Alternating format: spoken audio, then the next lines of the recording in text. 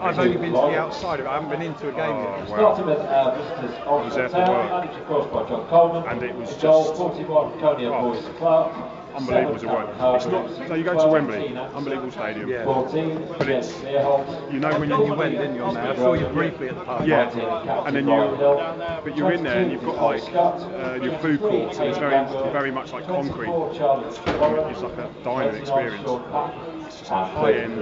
You're coming here to eat and drink. It doesn't seem like a football place. It just seems like a 5-star sort of restaurant. The training ground, again, is brilliant. And then what they're doing on the pitch now, people are going to be like, well, you have that and that. But again, when they have that and they come here, it's about, you know you're better players. But at that moment, you've got to show. It's like Chelsea winning last night. Keep doing it again and again. Yeah, they did. Yeah, I thought they did well last night. Although that was a bit bizarre, that whole miss from the number 9. Oh, Delap. And he's hesitating to put his hand. Just stick it in the net, Yeah, man. I know, that's what you do. You get some forwards on the goal line, they're like, I don't care if it's your goal, I'm making sure it's a goal. And I stick it in 3 times before I look at the red. Do you know what I mean? Yeah. If it's not in, put it in again. That's it. That's the mindset of real greedy forwards. Well, I'll just try and get some confirmation that we're online on air, and then once I have, we'll go live and we'll get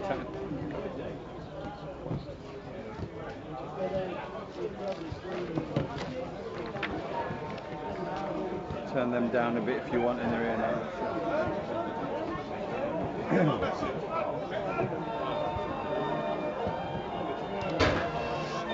Andrew, if you can hear me, could you let us know if we're online yet, please? And if you are hearing us online and you've got my contact details, let us know as well. And we'll see who can be first to let me know today.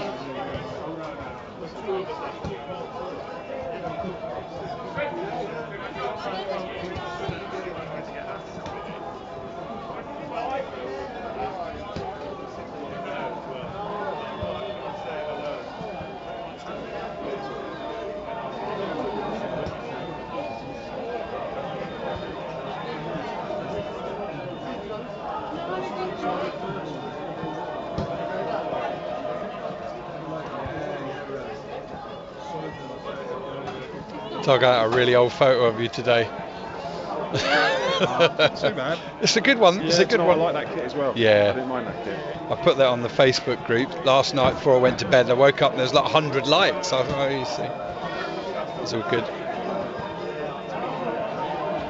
Yeah, it was, I think literally we found out at 3 o'clock yesterday we had no game. Oh, yeah, and apologies for like chasing you. No, it's all right. A bit desperate. What happened in the last, you wouldn't even know this, but the last couple of games had Johnny Grant and someone else lined up. There obviously were issues at their end, but they didn't keep you posted, and then they pulled out at the last minute, which is the worst. Yeah. You know what I mean? I thought even this morning. No, well, last night I was sorting out the shower. My daughter was like, Dad, I need a shower. And there was an issue with the temperature. Yeah. And I got the wrench out and I turned it and the whole unit fell off. Oh, Water came squirting out. So you had to turn off the mains last night. This morning, thought I'd sorted it, turned on the mains and it exploded again. Oh, so I had to just like take the shower off, go to like Screwfix and get some stoppers. Exactly, because in their world, that's way more important than you going off to do. Yeah, I get it. Yeah. Like, listen, I said I've got to do something tonight. I'm going to go to Tamworth. And I'm like, Dad, I can't have a shower. I was like, listen, the war's on. You can have a bath. Yeah, have a bath. Yeah, imagine that, a youngster. Yeah. In a bath. Right, let me just find that link to the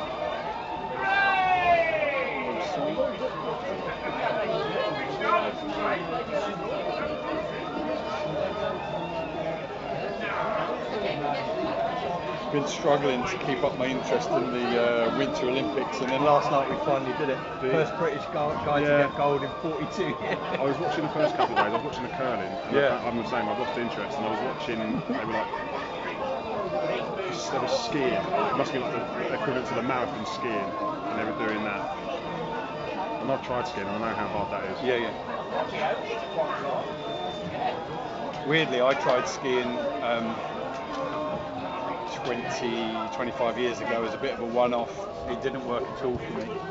And then I had the opportunity to come up at 10 years later, and I went, and I don't know what happened, but just on the nursery slope something clicked, and then I got the lessons and I was good, and I got the bit for it. You got the ski dome over there, go again. Oh God, yeah, I went 3 years running. The great thing was I went on my own within the group, and then the next year I took my eldest son within the group, and he learned to ski, and then the following year my younger son came as well, and it was one of my kind of lifetime father's ambitions to take my kids skiing, but when they were younger I couldn't afford it.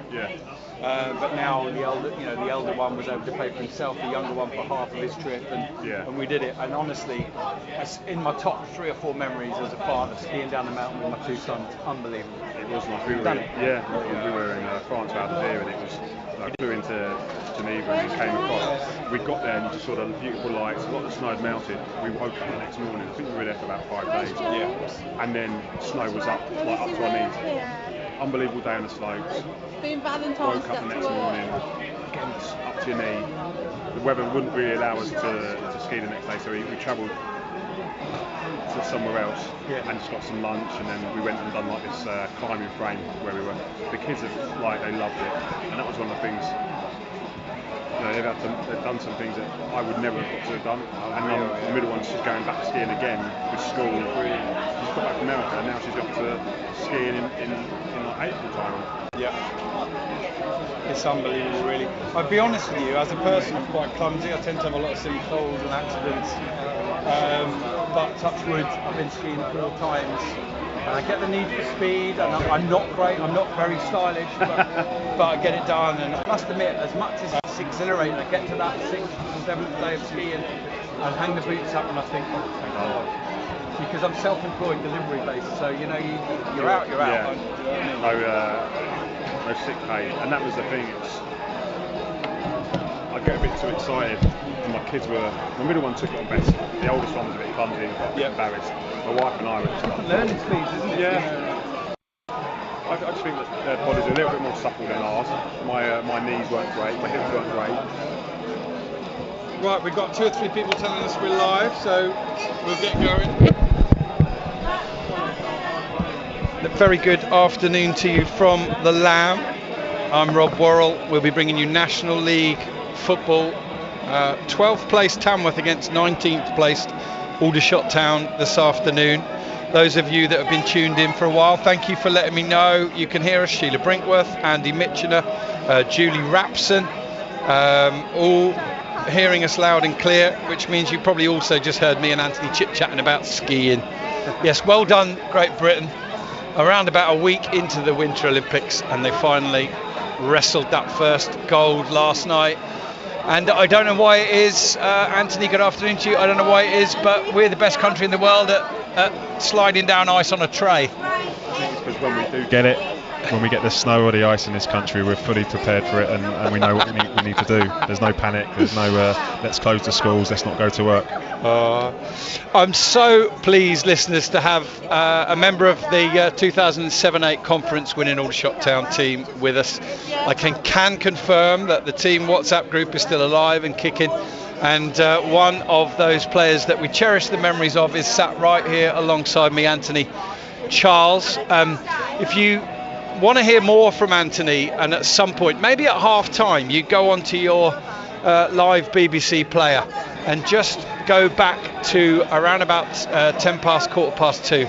Fascinating chat with Anthony live with Robin Gray on air, and you'll hear a lot more about what Anthony has been up to. But from a footballing perspective, Anthony, I've been waiting on whether you were going to make it or not. You've been waiting on a fixture or not, because you're at Coventry City just up the road at the minute, and looking after one of the youth teams, the 15 and 16 year olds, and in the end you didn't have a game, so it's all focused on shots today.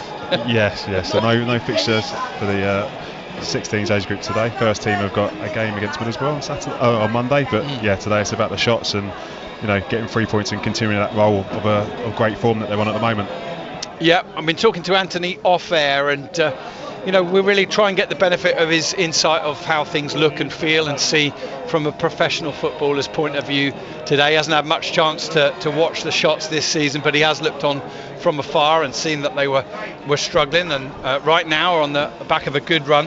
Looking at the opposition here, Tranmere, We talked off air when you first got here about what a difficult place it can be to visit. They've got a 3G pitch here, Anthony. It's quite an old one. It's been down, I think, for almost a decade now. And it's just one of those factors that sometimes, as a professional footballer, even if you train on it during the week, you don't really want to be playing on it when it comes to match day. Yeah, for me, I don't think football should be played on these pitches. I don't want to train them.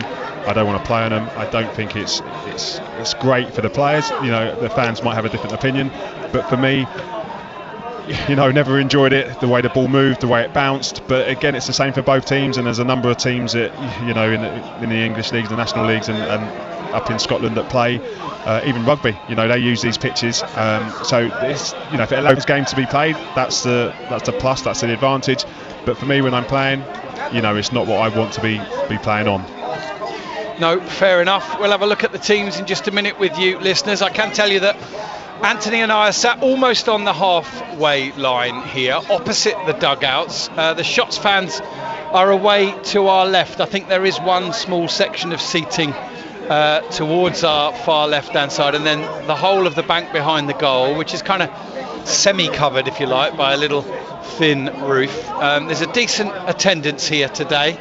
I'm going to say certainly upwards of 200. And here come our teams, led out by referee Jamie O'Connor. And very tall referee he is, compared certainly to his to the two assistant referees flanking him. And like all referees this season, he's refereeing in about 6 different divisions, so I'll give you his total stats. 23 games, 72 yellow cards and 4 reds, so he's not frightened to get the red card out, but not necessarily that card happy, with an average of 3 yellows per game, which is quite low these days. Tamworth are in their home kit, which is red and black striped shirts, black shorts and black socks. And Aldershot Town are in their all yellow away strip. And one change for your Shots lineup today. I think we expected that Theo Woodrington would be out for a little while, so he drops out of the 11 and he's replaced in it by Jed Meerholtz, who of course has already been at the EBB this season on loan from Bristol City. He's a midfielder by trade, but quite an all-rounder. During his first spell, Anthony had to play in the back 3 as it was at the time. But I think today probably he'll start in the centre of midfield alongside Cam Hargreaves. We'll keep an eye on that one. Your Shots lineup then is Kanaya Boyce-Clark in goal. And so I'm battling a little bit against the PA man at the moment. It's very difficult. Back 4, left to right, Scott, Inwood, Nightingale and Hill. And then Hargreaves and Meerholtz, I think, in the central midfield, probably with Keane Anderson slightly advanced of them. And then Hadi Gandor probably attacking down the left. Charlie Warren on loan from Bolton on the right. And Sean Patton down the middle for Shots. 19-year-old striker who's come in from Reading. Still good connections between those clubs, if not the fans. Yeah, most importantly, Anthony, just one change to the team that has won its last 3 games. And that's it, you kind of keep that consistent lineup. You know, the form has been fantastic over the last 5 games, so keep that momentum going, keep the confidence going. Again, it's how you start now the next 5-10 minutes. Can you get in front? Can you be aggressive? Can you go and win the ball back as fast as you can with the regains? Now the sides have changed ends before they go into their huddles, and Aldershot are now going to kick right to left, so that's towards the end where the Shots supporters are in the first half. And likewise Tamworth attacking the open and uncovered home end. Something you rarely see, Anthony, is the open terrace behind the goal is for the home fans, and the one that's partially covered for the away. Very rare that you see that in football, isn't it? Well, do you know what? If the home fans are happy with that, if they've got no complaints and it's worked for them for a number of years, then why change it? Exactly. we may be, listeners, very close to that first day of 2026 where it doesn't rain anywhere in the country. If it's rain where you are, let me know, and we'll say, yeah, okay, day 45 then of the year. Tamworth have got kick-off. Tom Tonks is going to take it, the very recognisable Tom Tonks, who I will be describing and probably keeping a tally of the number of long throws as well as the corners today. Lots of noise around us here in the commentary box. I was pre-warned about that. So watch out for the Tamworth Massive all around us. We're going to know about them this afternoon, that's for sure. Here's Aldershot playing their way out of defence. Mia Holtz finds Ollie Scott. He's making some good ground down the left-hand side. He's fed Gandor. Gandor towards the penalty area. He's on the edge of it. Tries to get a ball in. That's blocked. Comes back to him. He sends it back to Ollie Scott. Cross comes in. Headed away only to the edge of the area to Ryan Hill. He'll send it to Mia Holtz, who's picking up a position on the right-hand side, just inside the penalty area. Comes back on his left foot, back to Ryan Hill. He's going to try across to the far post, and Jazz Singh will say, thank you very much. There's my first nice catch of the ball. One of the more long-serving and well-respected goalkeepers in the National League, Jazz Singh, as he takes the ball early and sends it up to the very imposing Dan Creaney. Back at Tamworth these days. He spent a little while at Solihull, but he's now back at Tamworth, where he's done damage against the shots before. Here's Aldershot down the right-hand side.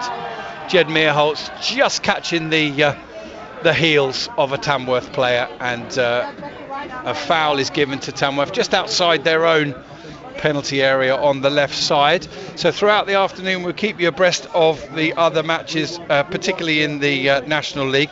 You may not or may not have heard that Woking's game against Altrincham was called off around about 5 or 10 past 2. Funnily enough, just as we went on BBC Surrey over to Tom Mitchell for team news, and that was all because of a particular part of one of the goal mouths where it wasn't happy. Anthony, things have changed, haven't they? A lot of games are getting called off now, where in the past they just cracked on with it.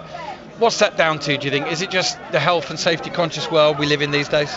I think you want to see a real good, high quality game, and if the pitches aren't going to allow that, then maybe you don't want it to take part. But again, you've got to look at the finances. Have clubs got enough staff to allow the ground to be kept at a level that's suitable for a good game of football? I'll give you that Tamworth line-up in just a moment. They've got a throw in on halfway, missed by the first two players, and then headed forward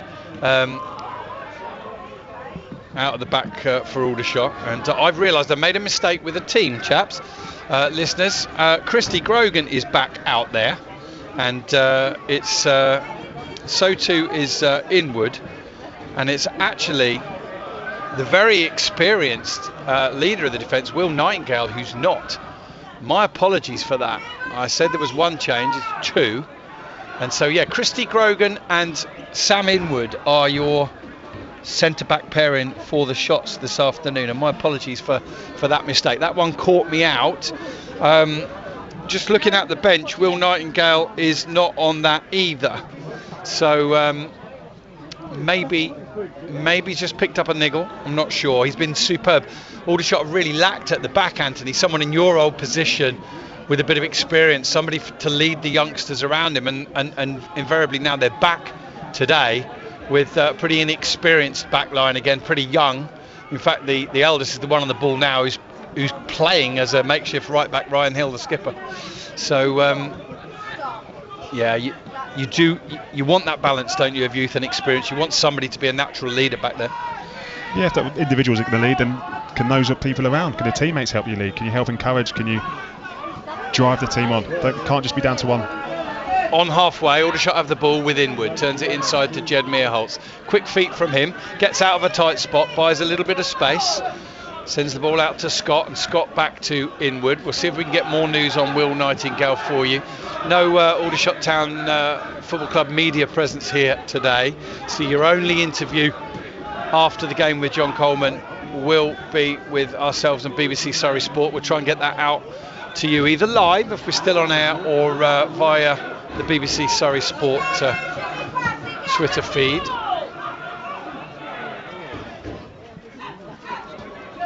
Here's Inwood, just coming up towards halfway now, trying a long diagonal out to the right hand side.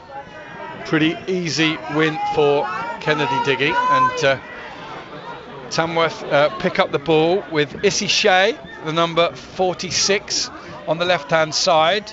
He's doing a few overs up against Ryan Hill. Now he's going to send a ball in. That's cut out as far as Tonks, who sends it back in. Christy Grogan takes the ball under control, albeit with a little bit of a dodgy bounce.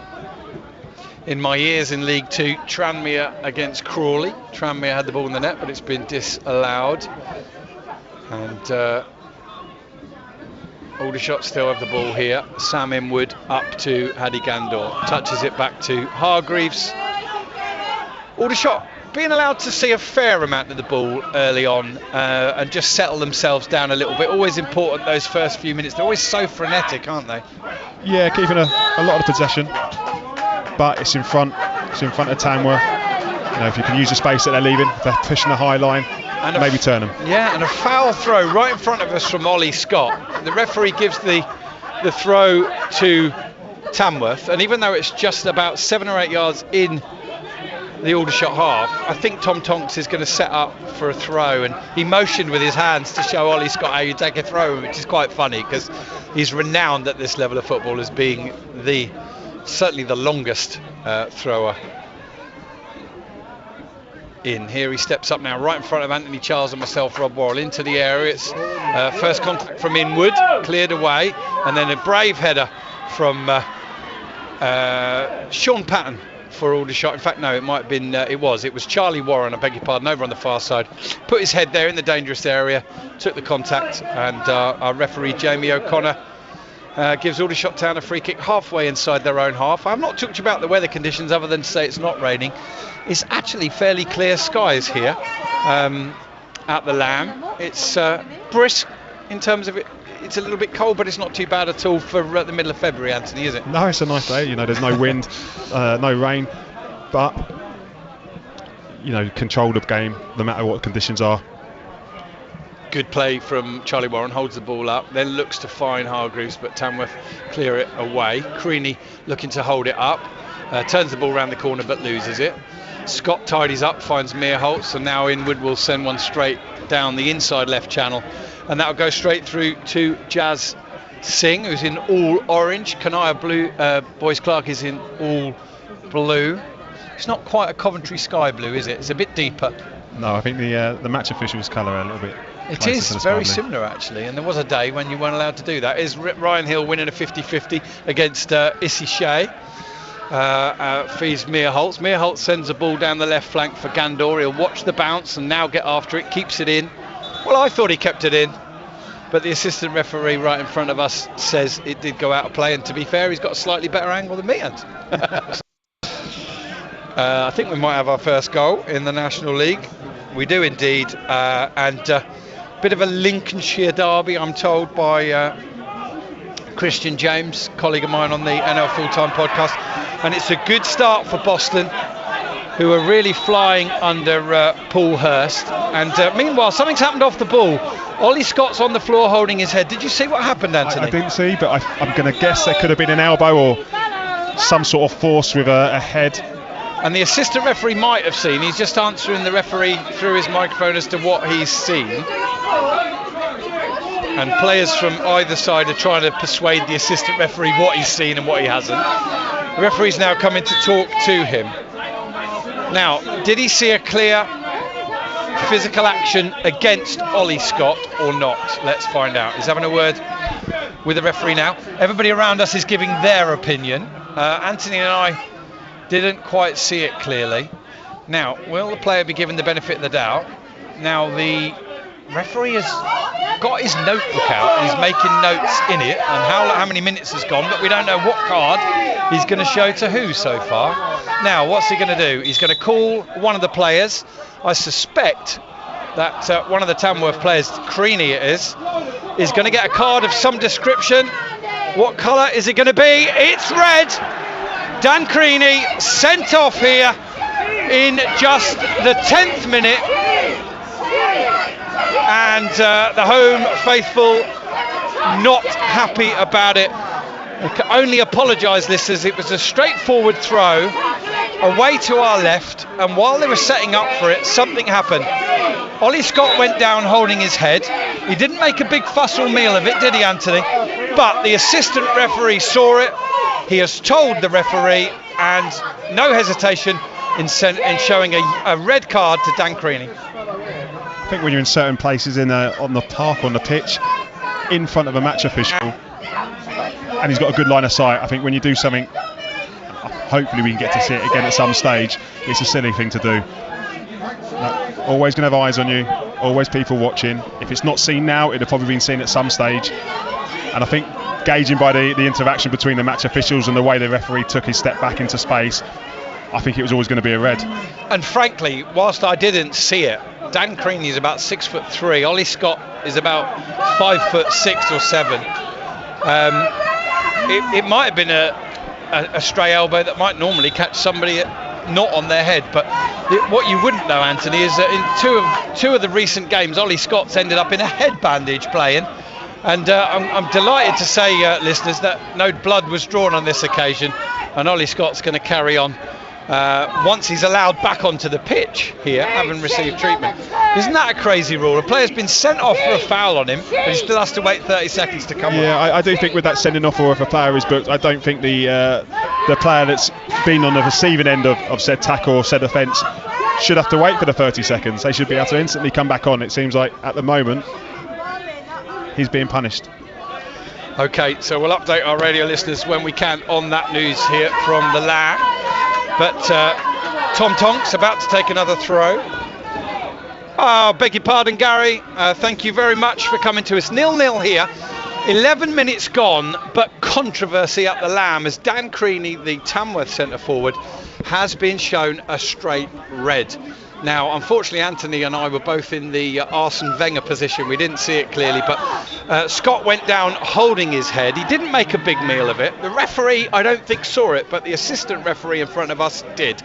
He gave a clear account to the referee, and the referee showed no hesitation in showing the red card. So 0-0, 12 minutes very nearly gone now, and Tamworth down to 10. And our online listeners might have heard the lady in front of us saying that nobody here saw it either, but there you go. We are where we are. It's 0-0. Tamworth, who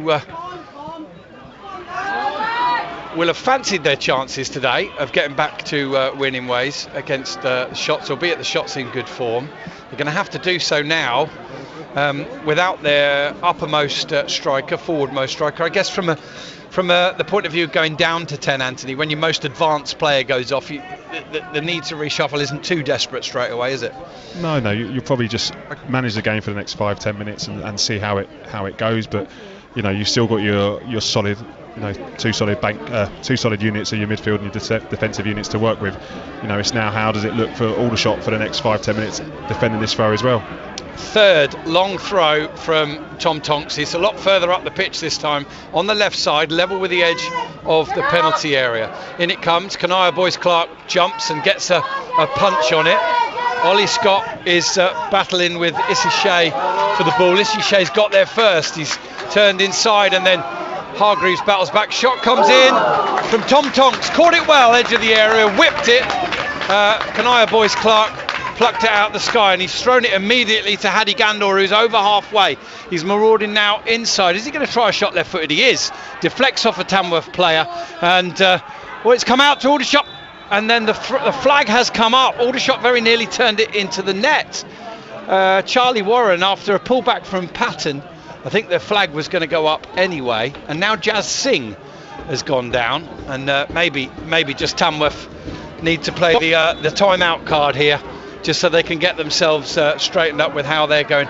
But meanwhile, promising looking attack for the Shots there, and there was a moment where it was a bit like that Chelsea moment last night where the striker's got it. It's not got in, but it's still in play. But I think he saw the assistant was going to put his flag up.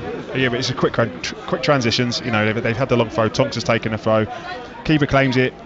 Straight up the pitch. They've got the extra player. How quickly can you get up to the top of the pitch, keep them out of shape, and do you create a chance? And it's nearly brought up some success, but at the moment it looks like Tamworth are going to look to try and kill the game off, and even after 12, 13, 14 minutes, delay it when they can, down to that 10, and try and slow down the pace of the game to suit them.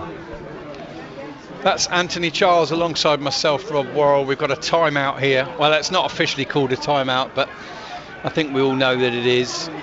And I don't know if this has got to be addressed in football or not, really. Referee's got his notebook out again. I don't know if he's going to book Jazz Singh here, whether he feels he's rumbled him for faking an injury or something. I don't know. But I've not seen any referees try and take any action against this, but it's the standard call now, isn't it? You just tell your goalkeeper to go down, the one player who doesn't have to come off after treatment. Yeah, it's like a free pass for the goalkeepers, isn't it? It's like delay, as long as you want to help your team get the information or get into shape or make a change. It's a rule that probably looks needing at, that needs looking at, because I don't enjoy it. I don't want the games to be slowed down for 5-10 minutes. I want quick flowing games. And I think now with him being down, it has actually allowed Tamworth to make that change. Yeah. Watch the shirt pulling every single time. He pulls the shirt every single time. Well, I don't need to commentate really. I think we just throw the microphones in front of us and let the Tamworth Massive do it for us really. Yeovil did fall behind to Rochdale. That's now 1-1. And Watch the shirt pulling. Every time. I think we got the message, and we're about to get underway. It'll be a restart, a goal kick for Tamworth. It's 0-0. We are just past the quarter of an hour mark, although we've had already a number of stoppages. Good afternoon to Colin Hayden listening in Tenerife. Said great chance for 3 points now that Tamworth are down to 10.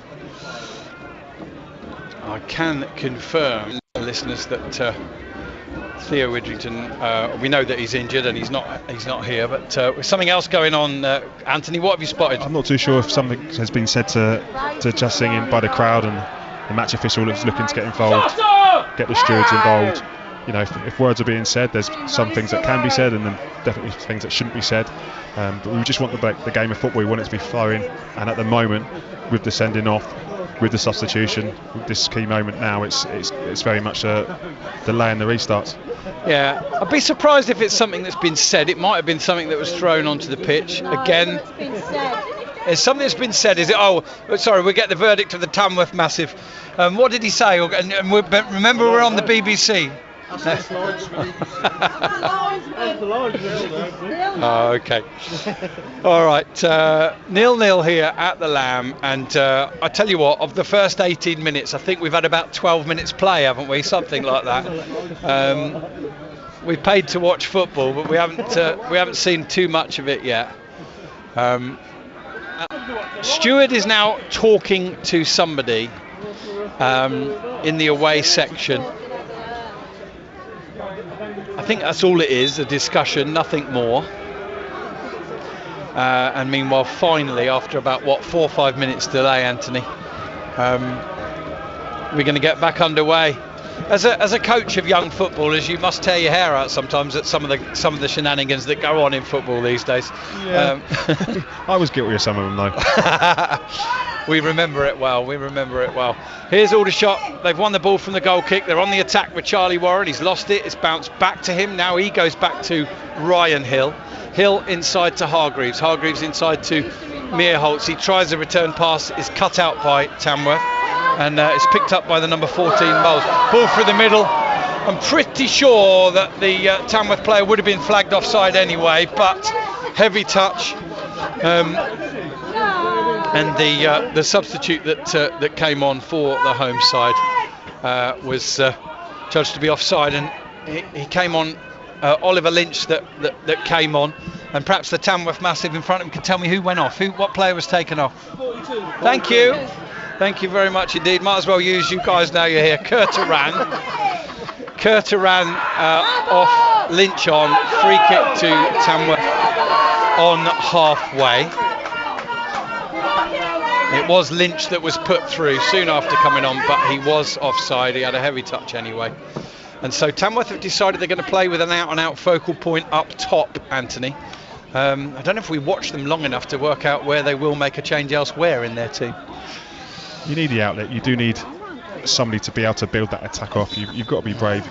You can't just sit back and think we're going to defend. Free kick from Tonks on the halfway line is flicked on, held up, flicked on by Cullinane Liebird. and then a late tackle on Hadi Gandor by Moles, free kick to Aldershot. And I can't recall a game this season where there's been so little football played in the opening 19-20 minutes as this.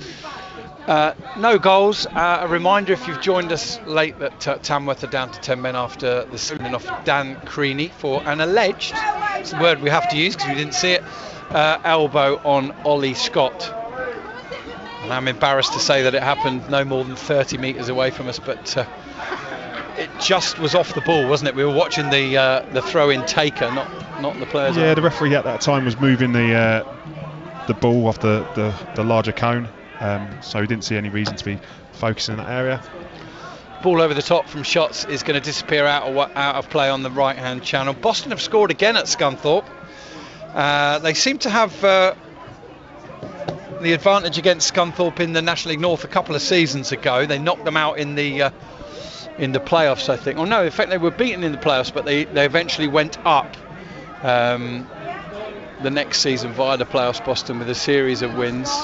I don't think there's a lot of love lost between Boston and Scunthorpe any more than there is between Boston and Kings Lynn, but certainly not the scoreline that Scunthorpe were looking for today. As for Boston, well, they've been on almost as good a run now as shots pulling away from the edge of the zone. Here's Patton, nice ball round the corner. Warren sends it forward. Gandor will chase. Tamworth take no chances and put it into touch. And I guess it's probably going to be much later in the game that we'll really be able to see the difference between 10 men and 11. It's just not easy on the eye at the moment, is it? Yeah, the shots controlled the game with a lot of possession for the first 10 minutes, and then since they sent it off, it got very, very scruffy. A code of conduct which we expect all supporters to adhere to. Please do not make any discriminatory chants, any homophobic, racist or similar chants within the throw in from Aldershot. It's headed on by a Tamworth player, headed out by a Tamworth player, sent back out to the left by Hargreaves, sent in by Meerholtz, appeals for handball, ignored, and the ball into touch eventually for an Aldershot Town throw, which they take quickly through Hargreaves. He finds Ollie Scott. Scott to back to Hargreaves. Hargreaves back to Scott. Ollie Scott's going to send it in. Header. Ooh, volley just wide from Christy Grogan.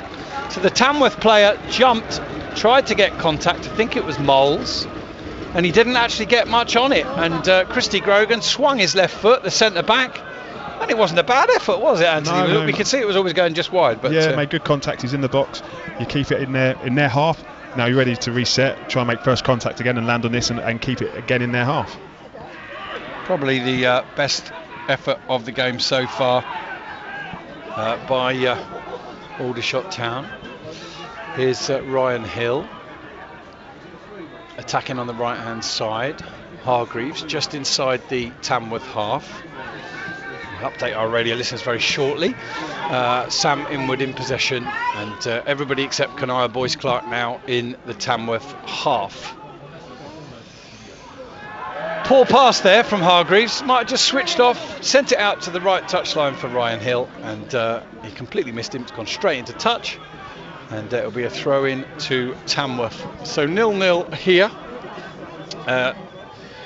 Matty Carson scoring for Boston. Gateshead 0, Brackley 1, and Southend 1, Morecambe 0. Here's Hill with the ball into Patton. Patton back to Meerholtz. Can't get that under control. Tamworth with the counter-attack here. Down the right-hand side with Lynch. He's pushing on into the penalty area. Tries to get it in. He's stopped initially by Scott. Scott blocks him again. And then Scott is fouled. And that is terrific defensive work by Ollie Scott. And just to let you guys know, it's still 0-0 here at the Lamb. And in the opening 24 minutes of this game, we've probably had 12 or 13 minutes of football. So many stoppages. The first one for the sending off of Dan Creaney, then for an incident in the crowd, and subsequently we've had a number of delays, but no clear-cut chances really on goal. Christy Grogan's hooked a volley over for the Shots, who are enjoying slightly more possession than 10-man Tamworth. 0-0, 25 minutes now gone. Here's Scott down the left-hand side, inside to Meerholtz. inward. And I think you're largely going to get this shape now, aren't you, with Tamworth in an out of possession shape. Aldershot controlling the ball. Here's a ball in from Hill. It's headed away, I think, off the Tamworth player, and down for a throw in for Aldershot down by the corner flag. And just that threat now, Tamworth setting themselves up to be quick and incisive when they do get the ball back. Yeah, and that's it. It's sort of just be patient. You know, there's so a lot of time in the game now. You're a player up. You got that man up. They've had that player sent off. For me now, so just keep control of the game. It might be in the 60th minute. It might be in the 70th. They're going to start to tire. You don't have to go searching for the goal now. It's, you know, be in control, stay in control now, and you see how the game looks again in 10, 15, 20 minutes. Grogan with the throw on the right hand side, headed away by Diggy, sent back in by Hargreaves, flicked up in the air by Meerholtz. I'm not quite sure what he's trying to do, just goes calmly through to Chaz Singh. Boston have now scored a third goal at Scunthorpe, and there's a good block from Charlie Patton, and the ball comes off the Tamworth player, so it'll be a throw in to the shots. And understandably, really, it's a partisan, it's an emotional game, isn't it? And one way or another, the Tamworth supporters are not happy with the way this first 25 minutes has played out, but from their point of view, it's still 0-0. Yeah, you're never going to be happy when you've had a player sent off after 7, 8, 9 minutes. But do you know what? In that moment, who's responsible for their actions? It's the player, and the fans. They're showing their frustration towards the shots when it probably should be directed at their own player. That's Anthony Charles. I'm Rob Worrell. We're bringing you live National League football from the Lamb here in Tamworth, where we're probably in effect only just approaching halfway through the first half. It's 0-0. Here's Tamworth picking up the ball in their own half. Ball over the top. Kanaya Boyce Clark, lovely first touch. He could have smashed it into touch, but he actually controls it, sends it down the line. Patton's chasing it into the area. Heavy touch. Ball spilt loose to Hadi Gandor. Now Patton shoots. Oh, it thumps the crossbar and goes over. Terrific effort from Patton. All from that great work by Kanaya Boyce Clark. And the best chance of the game so far rattles the crossbar and goes behind for a Tamworth goal kick. 0-0, Anthony Charles. Yeah, no, fantastic from Boyce Clark. He's swept up behind, he's came out, he's been calm, he's dropped the ball in behind the defender, so he's turning them, and you just keep the pressure on, and you get the shot on target. Again, that gives the shots a lift. You know, you hit the crossbar again. Now build on that for the next couple of minutes again.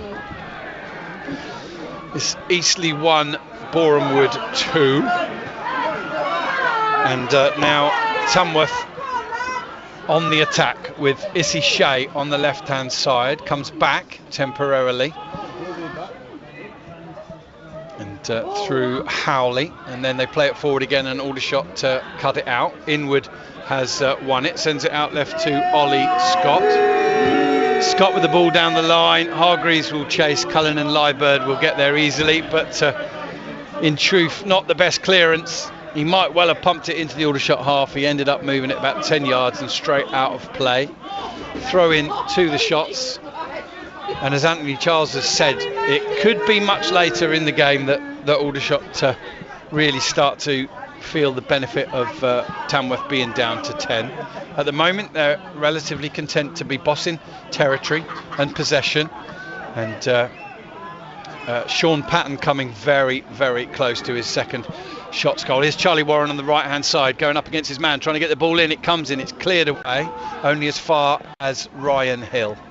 Hill sends it up to Warren, holds it up again. He's tricky customer, he wriggles and turns, he's gone down, and the referee is already getting a lot of stick for his red card for Tamworth. On this occasion, no sympathy for Warren, and he says play on. Tamworth come forward but lose possession again, and Aldershot will pick it up just inside their own half with Jed Meerholtz, who if you weren't with us at the start, is playing in the centre of midfield, more the right side actually of the centre, with Cameron Hargreaves and Keane Anderson in advance of them as much as possible. And here comes Charlie Warren down the right hand side. Hill drives it across the area, shot towards goal by Hargreaves is blocked, comes out again, out to Meerholtz. Meerholtz shoots, that's blocked, comes back out again to Ryan Hill. Hill gives it to Hargreaves. Hargreaves goes for the 1-2. It's cut out into touch, throw into shots level with the edge of the penalty area. I hope that Aldershot Town's January Player of the Month, Theo Woodrington, is hearing us loud and clear now. We're trying to get the coverage of the game. We wish you a speedy recovery, Theo. Look forward to seeing you back out there in the yellow or the red and blue of Shots very soon. Here's Grogan with the throw. Headed away by Tamworth, followed up by Hill. Shot, come out, Hill again. And he gets it all wrong. He's leaning back and he's just inside the penalty area on his left foot.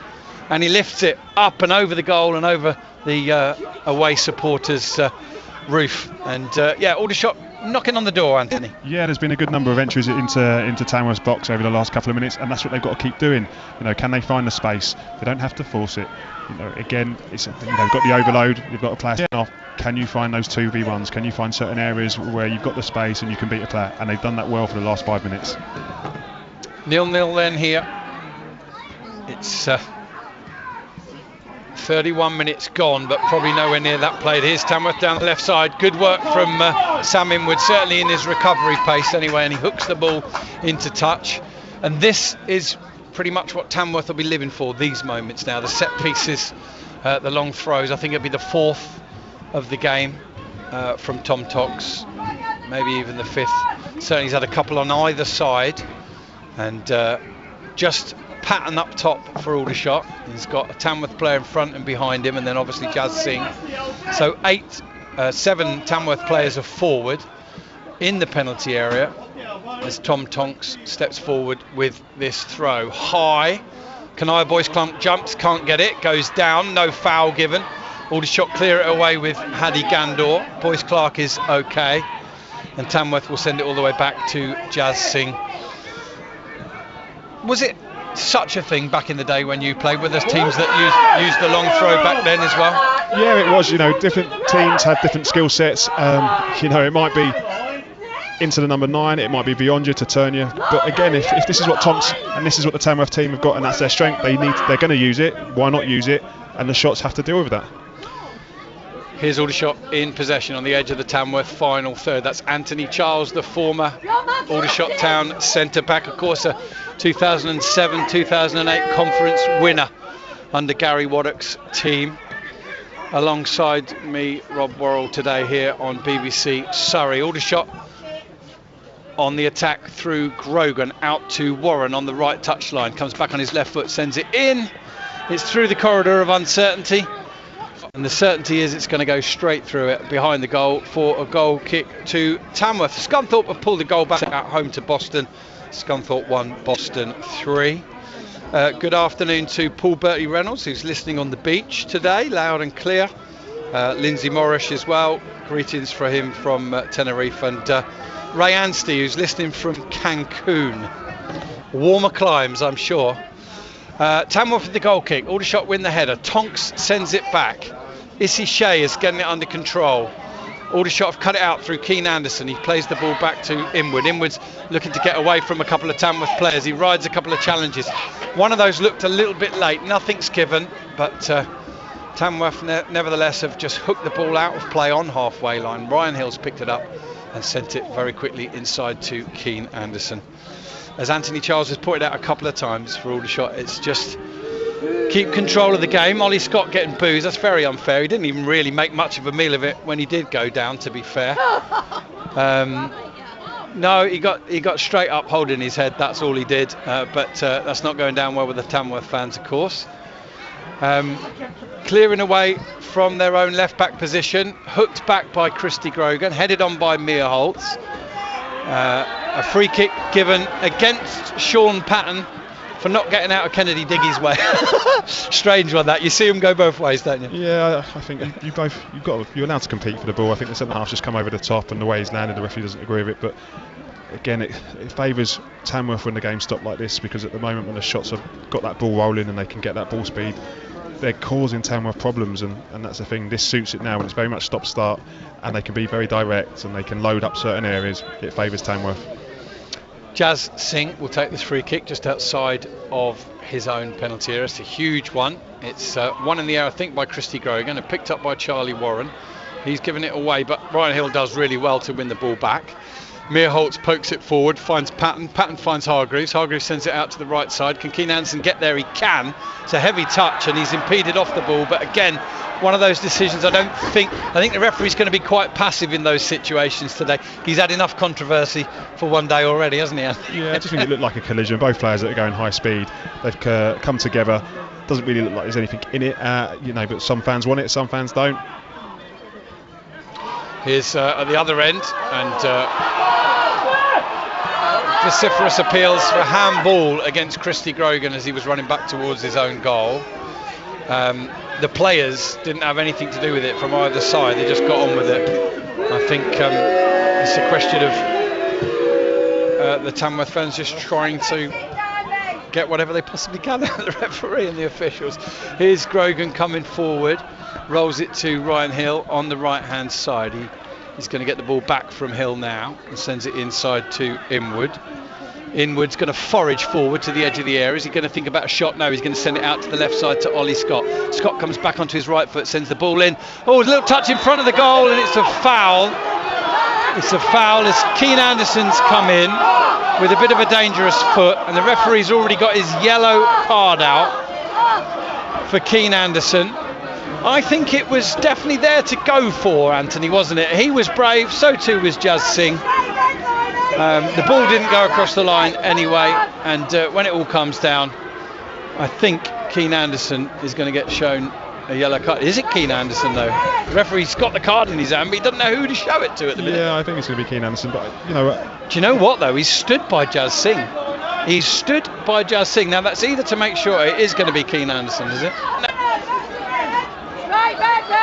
The referee's definitely taken some information in his earpiece, but he has now come to Keane Anderson. So the ball came in, it's about 2 or 3 yards out. Anderson stretched out a foot in full flow, he was really. And he got very close to getting the ball, but I think got a little bit of Jazz Singh, and referee somewhat appeases the Tamworth fans with a yellow card, but I don't think they'll be happy until he shows a red to an Aldershot player. No, definitely not. For me though, that's what I want for my teammates. So I'm going to put the ball in the area. If Ollie Scott's putting the ball in there, I want to be seeing somebody there. And Keane's there. He's competing. He's put a challenge on the goalkeeper. It may make Jazz Singh the next time it comes out. Yep. He may not want to go for it. All right, we'll update our radio listeners. Yep.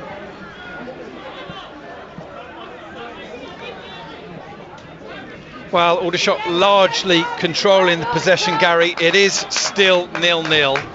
I've no idea what time this game's going to end today, because we've had another 2 or 3 minute stoppage. This time, Ollie Scott sends a ball into the penalty area. Keane Anderson at full stretch, trying to tow it across the line.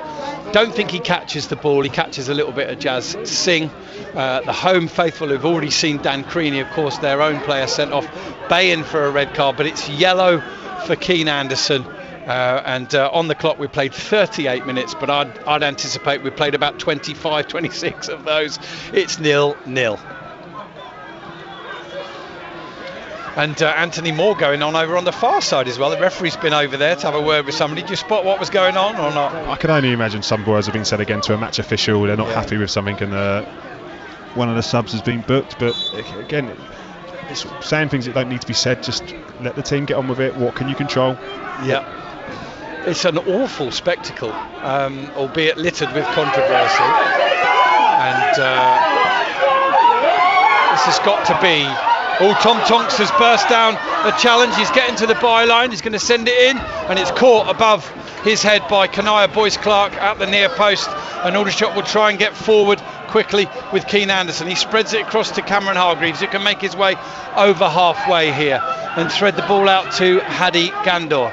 Gandor's got Scott going on the outside of him. He sends it inside to Jed Meerholtz. Tamworth now get back into their sort of 9-man block. Charlie Warren tries to send it in. It's blocked. Comes back out to Ryan Hill. Hill with the ball around the corner. Cut out. Back to Warren. Warren sends it back in. That's poor.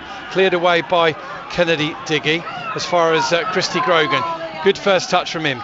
Feeds the ball out to Ryan Hill. Aldershot showing good composure at times, I think, as Anthony Charles has pointed out a few times. Good atmosphere in, albeit a lively one. Is a ball back over the top. Gandor chasing. Come out as far as Patton. He's in the area. He's been just shrugged off the ball by Fairlamb. Fairlamb tries to play it down the line. That's blocked by Patton and comes out to Hargreaves, who sends it inside to Hill. Hill across to Meerholtz. Meerholtz to Ollie Scott. Edge of the penalty area. Sends it in left-footed, cleared away, booted away then by Tamworth towards Lynch. One in the air by Grogan. Hooked away again by Tamworth. And this time Inwood is challenged. The ball wriggles clear to Meerholtz, just outside the centre circle. Sends it out to the right-hand side. Tamworth 0, Aldershot Town 0. Tamworth down to 10. And a lively one, let's put it that way. Is Ryan Hill advancing towards the edge of that final third. Sends it out right to Charlie Warren, and gives it back to him now. Aldershot's all about the pace and the movement and the tempo on the ball. Tamworth very well organised out of possession. Aldershot spreading it round the left side through Scott. Meerholtz back to Inwood. Inwood to Grogan. Warren almost broke his lines. Ryan Hill goes through the middle. First time ball out to the right hand side by Keane Anderson to Warren. Warren tries to get it in. Again it's blocked. He's got quick feet, but he's sending that ball in before he's got the amount of space he needs to do so. Tamworth doing really well with the blocks at the moment. Here's Aldershot again, pressing right on the edge of the final third. Inwood advances towards the goal, tries a shot, and your Tamworth Massive have done the commentary for me again. Ironic cheers as it goes way over the bar. Goal kick to Tamworth, and it's still 0-0. Anthony Charles. Yeah, no, the shots have kept possession really, really well for a couple of minutes. It's then trying to work that ball to one side, try and get the cross in. Fortunately, they haven't been able to get that ball in. The box has been loaded up, haven't got the cross in, recycle it again. Again, moving that ball from side to side, and as they are moving it, they're getting closer and closer to the 18-yard box. They've just got to wait for Tamworth, for a player to lose concentration, to make the wrong decision when they jump out, and then use that space that they leave. Jazz Singh with the goal kick for Tamworth. One in the air by Inwood. Diggy sends it back the other way. Picked up by Issy Shea. He's making his way down the left-hand side now. Sends it in. It's missed by the first defender. Picked up by Lynch. Stolen off him by Meerholtz. And Aldershot clear their line. Send the ball out to the left-hand side. Gandor sends it back. Ollie Scott tries to play it forward. It cannons off the Tamworth player and into touch. And I was warned today. There was a very lively crew around the commentary box, and they certainly were correct on that one. Is Hill twisting and turning down by the corner flag. I think he's lost possession to Izzy Shea, and Tamworth though can only play it straight into touch. Throw into Aldershot, just about level with the edge of the penalty area, maybe slightly advance of that. In fact, it's going to be a Tamworth throw, I beg your pardon. So 0-0 here, and a few goals elsewhere in the National League today. I've already said Boston 1, Scunthorpe 3, and Eastleigh 1, Boreham Wood 2. Brackley are 2-0 up at Gateshead as well, and Southend 2-0 up against Morecambe. There's a shot from distance, very weak though, from Jed Meerholtz, left-footed, easy one for Singh to deal with. And Woking and Altrincham went. Forest Green played Carlisle later. That's a 5:30 kickoff. And is a flick on from Tamworth. And Hill is up against Issy Shea. And he wins the ball, but unfairly, according to referee Jamie O'Connor. And Tamworth have got themselves a free kick here. Level with the left-hand edge of the penalty area. And we mentioned it before, we'll mention it again. This is pretty much what they're staying in the game for, moments like this. Yeah, it's these key moments, the set pieces, if it's a throw or a free kick, and if they can get a shot on target, or they can load up the box to get the bodies around the ball. And this is where they're going to be dangerous. It's we are a possession-based team today in this game, this fixture, where Tamworth look like they just want to be counter-attacking, transitional. We're going to get it, and we're going to try and go long and direct. Now it's a set piece, and it's defend, get your bodies, make contact, and counter quickly. Yeah. And it looks to me like Stefan Moles is going to take this. Tonks is hanging around as well, and so is Issy Shea. In fact, Tonks now standing behind Moles, at least trying to give, and two Tamworth players, strangely, standing in an offside position, blocking the view of the goalkeeper. Anthony, that's an interesting one. You would think if the ball goes straight in and they're still stood there, it would be disallowed, wouldn't you? But I'm sure they move. Now they run back into an onside position again. Tonks runs over it. Moles steps up, sends it to the far post. It's headed back up in the air. Offside decision on the goal line given against Tamworth, and it remains 0-0. It's 3:45, and we'll find out soon how much added time there's going to be at the end of this first half. What I would say is, regardless of the sending off, Aldershot Town have approached this game well today. They look composed, they look organised. They've been the better of the two sides, but at the moment they've got nothing to show for it except for an extra man. 7 added minutes. I think it's about as low as it could possibly have been. Here's Gandor running across the edge of the penalty area. Ball's blocked, comes back out to Ollie Scott. He sends it in. Is that handball? Nothing given. Ball in again. And Charlie Patton jumps unmarked at the near post, but just can't get enough flick on his header, and it goes up and behind. And at the moment, Anthony, I think in terms of boxes ticked, Aldershot enjoying the control, enjoying the possession, creating the better chances. It's just that goals box that needs ticking. Yeah, so those opportunities that are coming, you know, if you're getting to get a strike or a header, like that opportunity there for Sean Patton, can you try and get it on target? You know, question Judson, question his hands, you know, that's it. These are half chances, but again, you're getting closer and closer, and you've just got to keep doing that. Here's Tamworth on the edge of the area. Good tackle from Scott, but the ball breaks loose to Issy Shea. He's just outside the area, going up against Scott. He's in the area, drives it across, half cleared, taken under control by Hargreaves, whipped out to the left-hand side. Good header by Rye, and then Hargreaves comes forward and clears it into touch again. Tamworth having their moments still in this one, as Boston score a 4th goal. They're 4-1 up at Scunthorpe now. And we're going to have another Tom Tonks throw here into the second of a minimum of 7 added minutes at the end of the first half here at the Lamb. Tonks steps up, sends it forward, flicked on and towed in. I thought it was going to be into the goal. Somehow it goes right across the goal and drifts past the left-hand post.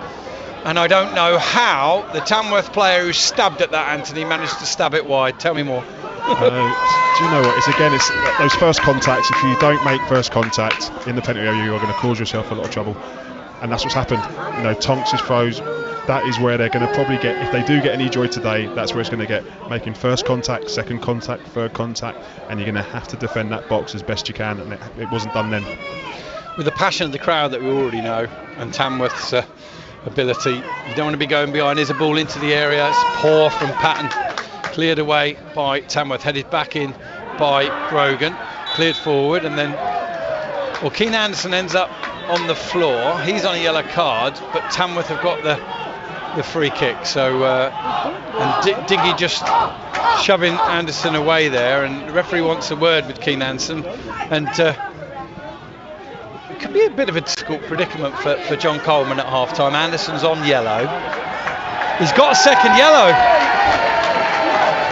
Keane Anderson has been shown yellow again, and the Tamworth fans have finally got what they've been baying for, which is a red card for an Aldershot Town player. It's a second yellow for Keane Anderson, and we've got 10 against 10. I'm going to update our radio listeners shortly, just listening out for them to come to us there, but still going in this first half. Okay, yeah, 0-0 and 1-1 on red cards. What do you make of that, Anthony?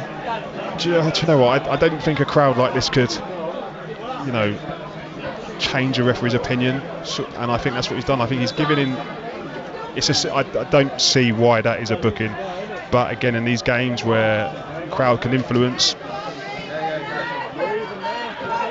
Well, we're back underway. I think we're a little bit shell-shocked here, but here is Tranmere trying to get the ball in, hooked off the dead ball line by Scott, flicked on by Gandor, and Tamworth having ridden out a bit of a storm and got almost to half-time at 0-0, have now got an evening up of the numbers, and I think we do feel it's a bit of an unfortunate Keane Anderson to have picked up a second yellow there for a foul close to the halfway line. Meanwhile, we've got another Tom Tonks throw. Now here on the right hand side. In it comes. Battling away. Diggy touches it to his one side. It's headed in the air. Cleared. Flicked on by Inwood. Sent back in by Tamworth. Headed out by Grogan. Headed on by Gandor. But Tamworth will pick it up, and it's Aldershot that'll have to do some reorganising at half-time now themselves. Issy Shea sends the ball into the area. It's missed by a couple of people. Hooked clear by Christy Grogan. Headed back in by Tamworth. Another attempt to clear it away. Lynch has got a touch on it. Issy Shea to the edge of the area. Tries to take on Hill. Can't get by him. It's going to have a second go. Drifting one way, then the other, just inside the penalty. It goes back out wide, left-footed cross into the far post, punched away by Boyce Clark, and then Ollie Scott takes the ball under control and sends it down the left-hand side. He shrugs off Tom Tonks. That's brilliant from Ollie Scott. Sends the ball to Patton. Patton sends it in early. Can Hargreaves take it under control? No, he can't on the edge of the penalty area. Brilliant counter-attack from Aldershot at full stretch, but here come Tamworth at the other end. Issy Shea on the left-hand side up against Grogan. He's into the penalty area, sends it across, and it's cleared away. And now 10 against 10 as we approach half-time. We've got the best passage of the game all the way. Haddy Gandor pulled down just inside the Aldershot half, and it's a free kick to Aldershot Town, and we'll update our radio listeners just when we can. Okay, yeah, still playing here at the Lamb, Robin, and it's 10 against 10 now. Keane Anderson picking up a second yellow for a foul on the halfway line. We've got a crazy intense atmosphere here, a really stunted game, but it's come alive in the last 5 minutes because now it's 10 against 10. It's like a basketball match, it's end to end. We're into, I think, the 5th or 6th of 7 added minutes, but at the moment, despite all the drama and the red card to a player from either side, it remains 0-0.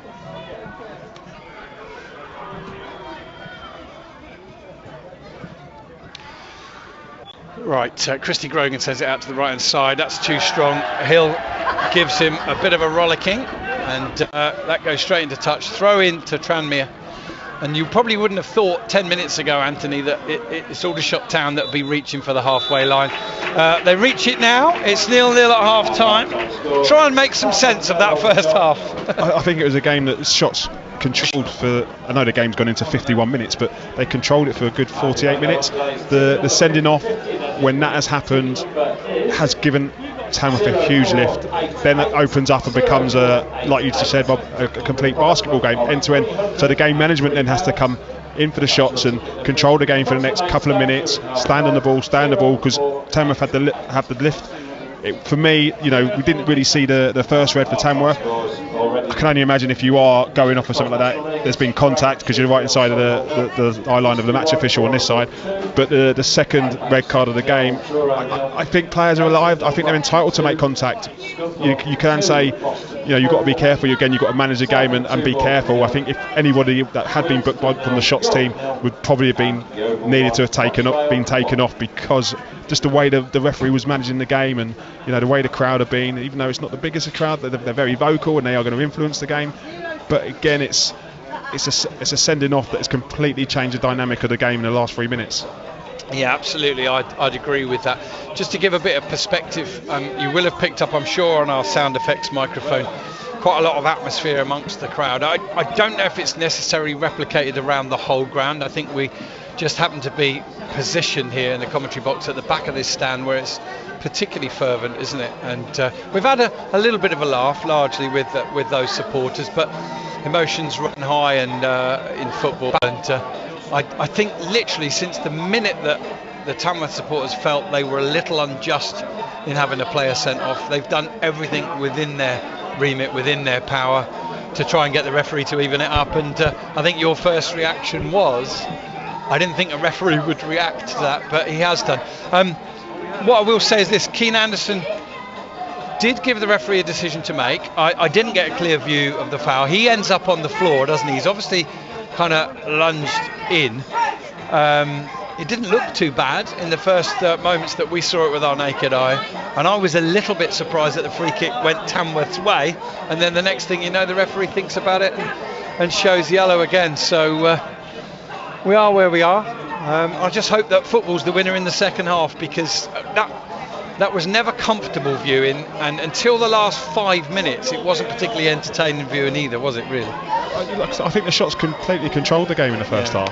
They started off well the first 9-10 minutes, then they're sending off, and then again it becomes a bit more hectic, a bit more chaos, and then they build back into the game. They're trying to find the pockets, they're trying to find the wide areas where they can cross the ball.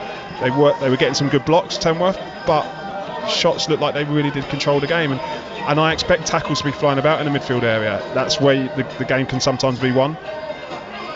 Referees made the decision, and from where I'm sat, if I was on that pitch, I would not have been happy with that one. No, it might well be that we need to have a look at some of the footage of today's game before we can give true and lasting opinions on what's happened there. In some respects, although the tweaks and the shapes will be slightly different, we are pretty much back where we started, because it's still 0-0, and just instead of 11 against 11, it's 10 against 10.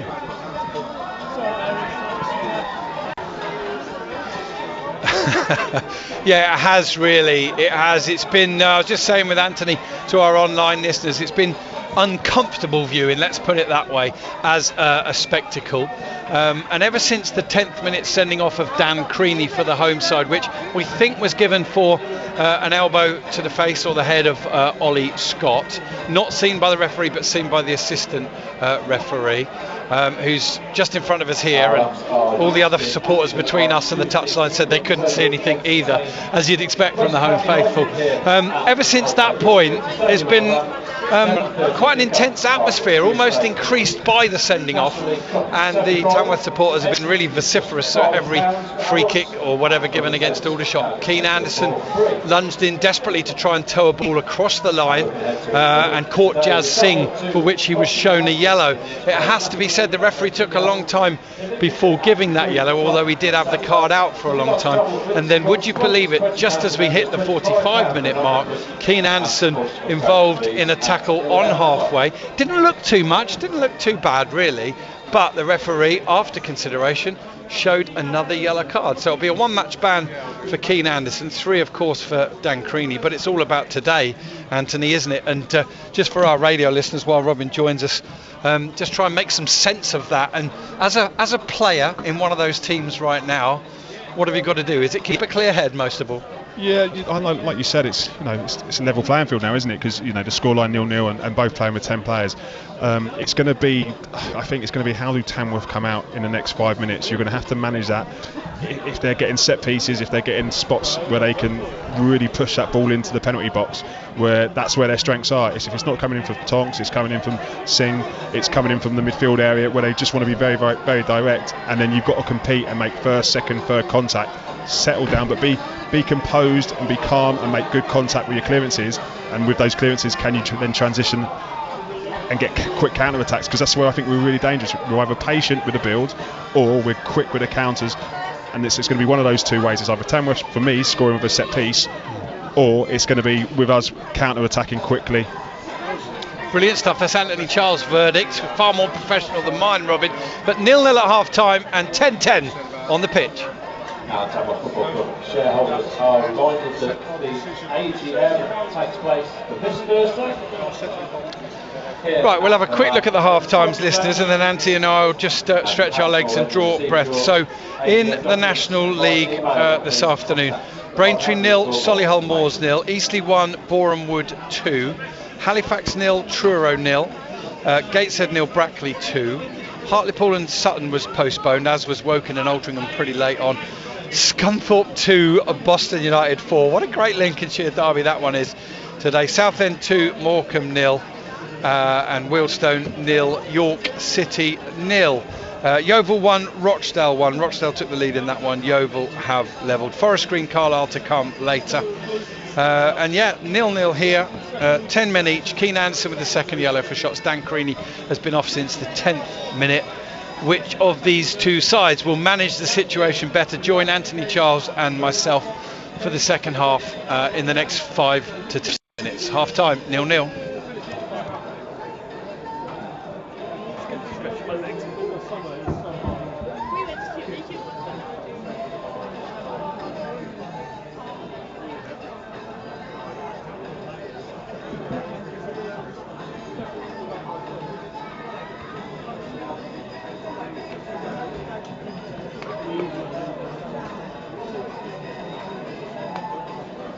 certainly imagine, can't you, Tottenham Hotspur coming out to a sold out stadium.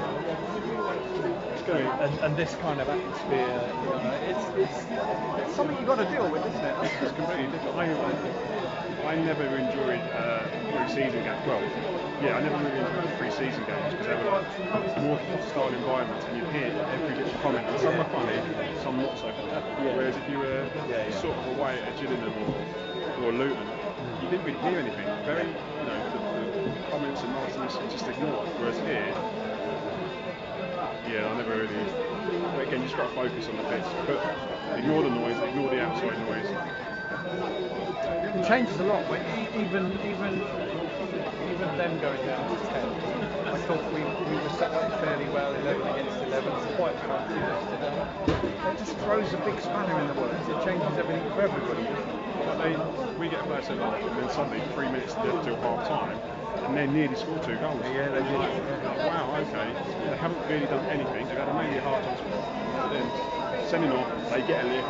See, Thomas, yeah, and then he's really happy with the sending off.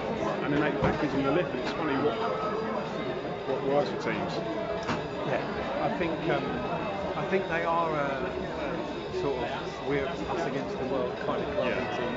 And I think then when that situation happens with the red card, it only accentuates that side of things, doesn't it? It didn't look like sort of a bottom of the table type clash. When they had their players sent off, it looked like actually you got a top 10 team against a team probably struggling, and then suddenly all of a sudden it's so even, and you just know like, who's going to take it. But you literally just said before the sending off, you didn't get the chance. No. Again, I think that's some refs be like, okay, well, I've seen the tackle come in and the ref straight away, that's the second, off you go. So the frustrating thing is, you made that decision. Is it the right one? I don't think it was. But the red card, I'm thinking, okay, you've got the match official on this side has seen it, line of sight. It's a headbutt or an elbow from Son. Don't raise your arms. There, I expect you to make a tackle. Over here, when the ball's at the play, you don't get involved. What other players did any of the boys? Like you said, Grant, he couldn't make it. He's so Johnny's probably done 1 or 2 games a season the last 4 or 5 years. He didn't make it this year. I think it was Rochdale. Yeah, Rochdale he was going to do. He was doing some youth coaching at Old Trafford, I think. And he knew he wasn't going to make it across. Plus he had something on in the evening. He was really worried that he just wouldn't be able to put it all in. Scotty Davis managed to do Maidenhead away last year, which was an interesting one for him because obviously, like you all do, he's still got an affinity for shots, but it's also Slough's local derby, the Essex Classic, how they call it. Doing so well at the moment, Slough. I think they've got a similar run to Aldershot, something like 6 wins out of 8. He's pulled them right clear of At the time I was expecting him to come here and get the job here at one stage. And then it's like he's really signed a new deal, isn't he, at Slough? I said to him, see where your journey takes you. It's not quite now for you. I think he's done more than a good enough job at Slough over a sustained period of time. You know, players have developed and moved on, and the club's kept going. It must be difficult for him when he starts off every season thinking, right, objective number 1, we stay in the division. You know, it's difficult to get motivated year in year out with the same scenario. But it's not doing him any harm. You know, he's got the job. He's still plays the games as well, doesn't he? I think he's played more games than any other defender this year already, and he hasn't. So, and I still see him trying to shoot and score from the halfway line. So for him, it's a good thing. It's, you know, his name's out there. He's there. That's the best thing. And then opportunities.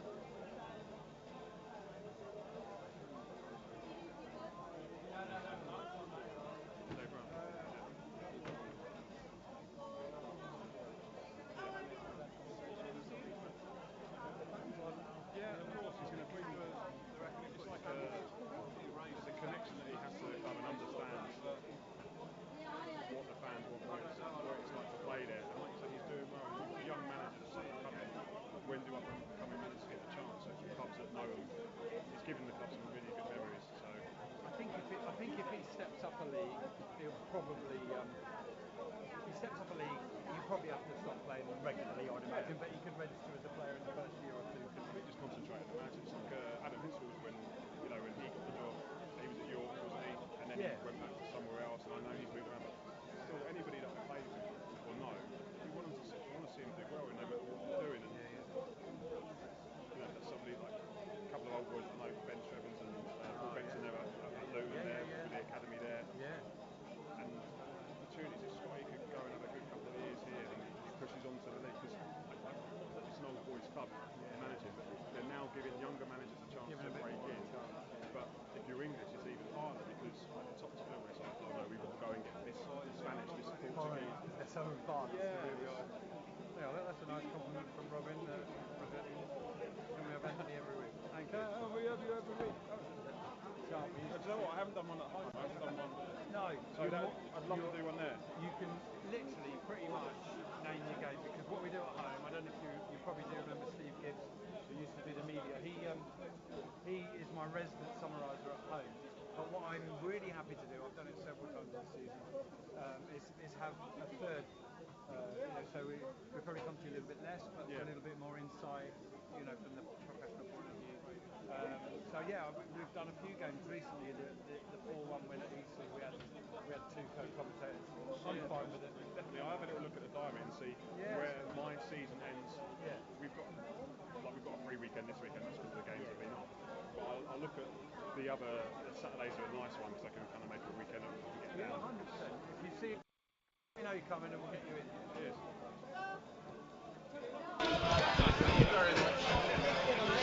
Right, the shots are back out for the second half. We await the Tamworth team. They're coming now.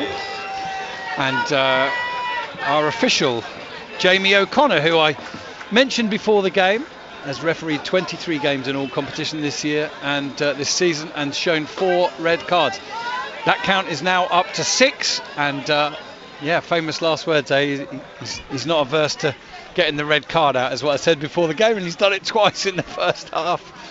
It's a shame because I think largely, other than those red card decisions, John Coleman's in his ear now actually, I think he's refereed the game quite unfussily, and I don't think he's courted drama, but nevertheless the decisions that he's made, Anthony, as the teams get ready for the second half have certainly caused some, haven't they? Yeah, the delays, some of the delays haven't been down to him. It's been sort of situations that happen, but it is frustrating when, again, we can look at the game, the incidents after the game and think, was it the right? He's the one in the middle. He's got to make the decisions, and we can be critical, but hopefully he has made the right decisions.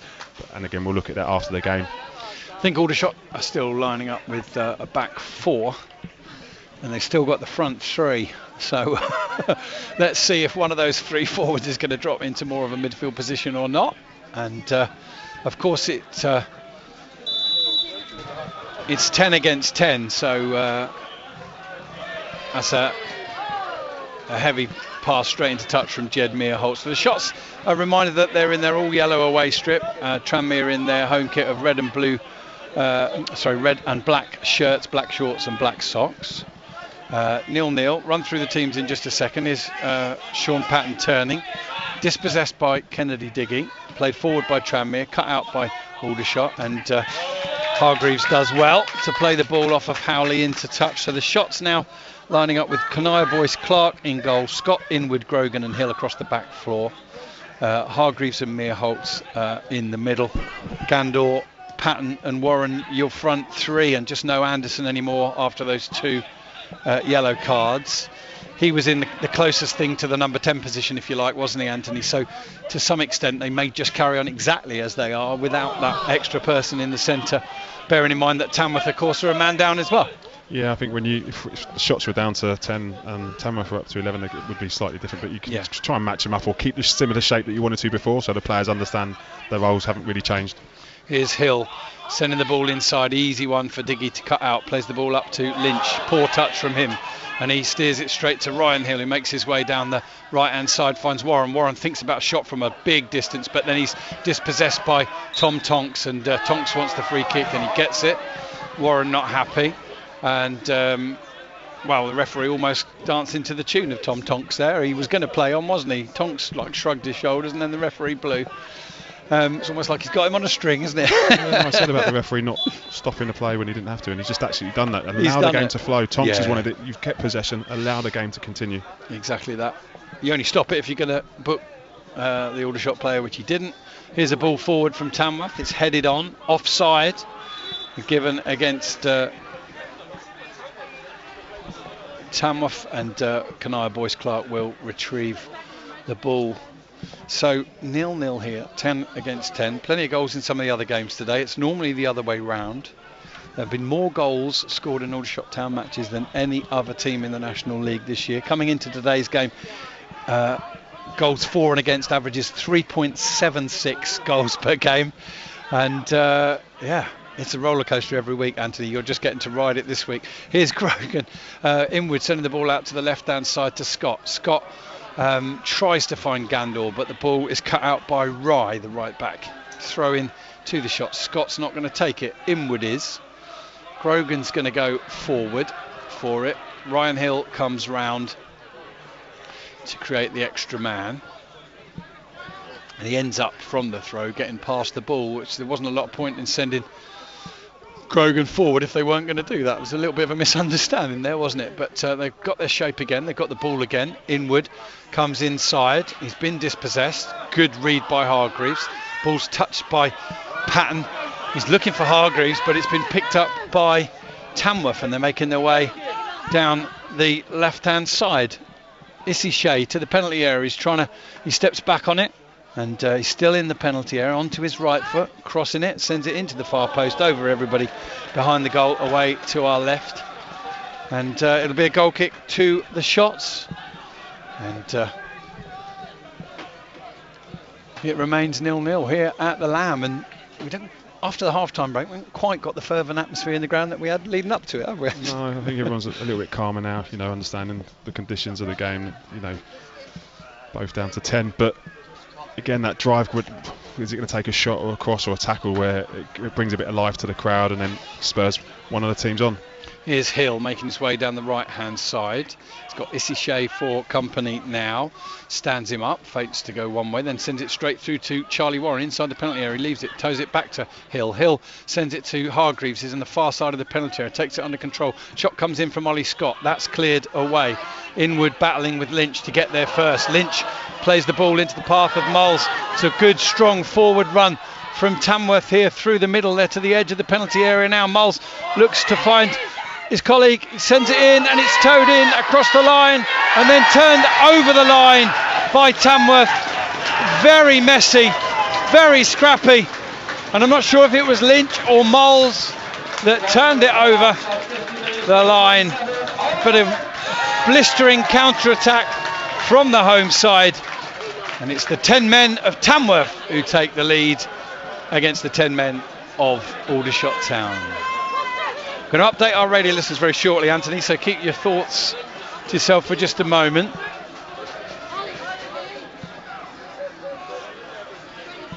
Aldershot ready to take the kick-off.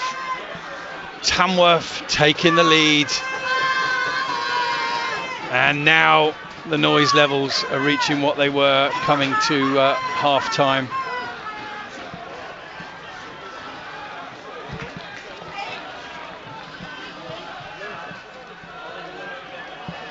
It's gone to the home side. Blistering pace counter-attack. Moles and Lynch involved. It was very scrappy, very messy. They won't care about that. One of those two players towed it over the line. Tamworth 1, Shots 0. Back underway here, Anthony. We can finally get your thoughts on that goal. Pure goal on the transition, wasn't it? Yeah, quick transition, a quick breakout. But what's frustrating for me is you've got the two centre-halves. It's a 2v1 situation. You need to release yourself. Somebody needs to be brave and aggressive, and one of the centre-halves to jump in front. They can land on the ball, but they're both square, they're both flat. They're 27 lands on it first, and they're set, and they break out from that. It's situations and seeing the danger. Warren's into the box, sends a cross in. It's very, very deep. It's going to go over everybody, and I don't think Ollie Scott's going to keep that in. He isn't. Sorry, Anthony. Yeah. Throw in. So yeah, just so frustrating where the couple of minutes before at the end of the first half where that sending off changes and then they come at you, and then again you've got to try and manage the game for the next 5 minutes. Like I say, the crowd will quiet, keep them quiet, don't allow them to have that lift, and you're trying to move the ball on the penalty area trying to work it for a shot, it breaks out. That's, again, as a centre half, I would be absolutely screamed at for that situation. Here come Tamworth down the right hand side, and there's a free kick given away by Lynch on Inwood, and the goal has stunned the shots, but they're on the counter attack here. Warren into the penalty area, is held up, is sandwiched between two Tamworth players. They clear it only as far as Grogan. Grogan finds Hargreaves. Hargreaves finds Hill. Little clip ball into the box. That's headed away by Diggy. And Aldershot again on the edge of the final third and just need to make something happen. Ball into the area is headed by a Tamworth player. Offside given against Sean Patton. And, well, Tamworth started the game feeling aggrieved that Dan Creaney was sent off. Keane Anderson's shown a second yellow on the stroke of the 45 minutes, and now the home side have taken the lead. They've not been in the best form of late, and no winning 4 before today, so they'll be delighted to get their points count up and running again. Here's Boyce Clark coming out the edge of his area. Was he taken out there? The ball's gone behind, and I thought that was possibly a foul there on Boyce Clark, but nothing given. The Tamworth player's now gone down, and when we restart it will be a corner to Tamworth, and the referee urging the Tamworth physio to get on as soon as they possibly can. Anthony, Boyce Clark's done really well. He's come out, he's made contact, he's gone out for a corner, but he's followed through. He's, you know, there's no malicious. It's not malicious. He has just made good physical contact with that ball. They're both competing for it. If that goes the other way and the forward gets it, you know, the forward's committed. They both made contact, and that is part of the game. There's nothing else to it. There's no booking. It's no red card. It's just, you know, you've got the corner, and the game will play on from that. Okay, when we get restarted, it will be a corner to Tamworth, who lead thanks to that 50th minute goal on the counter attack. Lynch and Moles heavily involved throughout, and then I think they almost got it across the line, and then the other one followed up and put it across the line. Goal's been given to the substitute Lynch.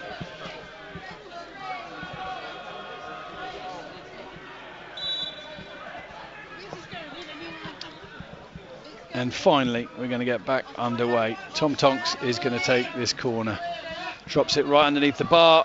Boyce Clark jumps and catches it. Aldershot, who of course trailed 2-0 last week to Tamworth, and then managed to turn it around with 3 goals in 5 minutes. Not unfamiliar territory for them being behind in a game. And they've done pretty well away from home of late, unbeaten in the last 4 away. But they're up against it here, that's for sure.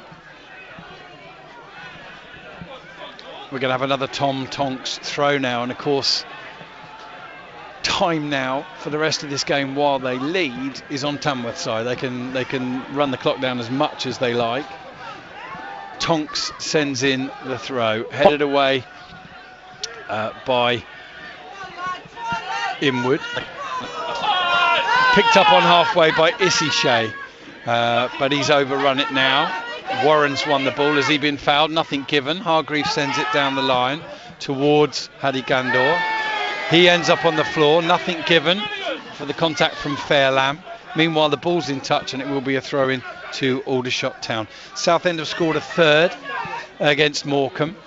Here's Sam Inwood exchanging passes with Christy Grogan in defence. We said 11 against 10 and 10 against 10. Aldershot just needed to keep their heads. They've largely done that through the game, but you can understand them feeling a little bit shell-shocked, having controlled and dominated the majority of the game up to the point that Tamworth actually took the lead. Yeah, the sending off gave Tamworth the confidence. They had that before the goal, and they've just kind of built, and they probably spent more time in their attacking half than they did in pretty much the first half. Throw into the shots, level with Anthony and I, but on the far side of the pitch, the left side, as Aldershot attack. Flick on from Patton, chased down by Hadi Gandor, and it eventually does go all the way through to Jazz Singh. who'd be happy enough with events today so far. He's still got a clean sheet, and despite being down to 10 men since the 10th minute, his side now have got themselves a lead. Of course, a lead they got when it was 10 against 10. Here's Ollie Scott down the left-hand side, lifting the ball over the top. It's one in the air by Cullinan Liebird, booted forward by Tamworth out to the left-hand side. And Issy Shea is fast, but he's not that fast, and it will be a throw-in to the shots on this right-hand side. And nice ball round the corner from Meerholtz to Warren, and then Warren makes the forward run. Meerholtz can't find him again. Tonks gets his pass all wrong, under a bit of pressure there, to be fair, from Cameron Hargreaves, and the ball's in touch over on the far side now. Throw in to the shots. It's all about results, football, Anthony, and Tamworth won't care how scrappy it is between now to the end if they can see it through. Here's a ball out to the right hand side. Hill picks it up. Meerholtz goes down inside the penalty area, nothing given. Ryan Hill gets to the byline, sends it back to the far post. Tonks can't clear it out as far as Hargreaves, but Tonks recovers well and then shepherds the ball behind after Hargreaves' last touch, and he does well to recover there, Tom Tonks. Goal kick to Tamworth, and I expect that'll occur in around about a minute and a half's time. Anthony Charles, over to you. Yeah, there's certain areas where we need to kind of load up, especially if the cross is coming in, be inside the post or be in line with that post, land on it. We're too stretched, the cross comes in, we're too far away, so we can't make contact. It allows Tonks to come out and put pressure, and it's even before that, the phases before that, we're trying to be a bit more direct. We're playing into centre forwards, they're making contact, but the gap between our midfielders and the forwards at the moment are a bit too big, so we're not picking up any second balls. It's suiting Tamworth at the moment in the way we are trying to play. Goal kick has been headed into touch by Christy Grogan. Tom Tonks is going to take that literally just 4 or 5 yards into the Aldershot town half. In fact, he's going to leave it. It's not going to be a long one. He's not interested. Rye will take it, the right back, and down the line it goes. One in the air by Ollie Scott, sent forward, held up by Gandor. He gets an immediate shove in the back, but nothing given for that. Tamworth playing it across their back line now. Ball down the line is poor, and it's going to go straight into touch from the appropriately named Fairlam. Aldershot 1-2 from the throw. Christy Grogan sends it across to Inwood, and we've got plenty of goals in them as a team, as a club. Only 5 teams in the National League have scored more goals than shots, but none yet today. Big shove off of the ball there by Tamworth, and then Charlie Warren comes back to almost kind of take avenge, and Aldershot are going to make, giving away the free kick halfway inside their own half, and Aldershot Town are going to make a double substitution, and I think it's Brodie Peart who's going to come on. So he's going to come on for Hadi Gandor.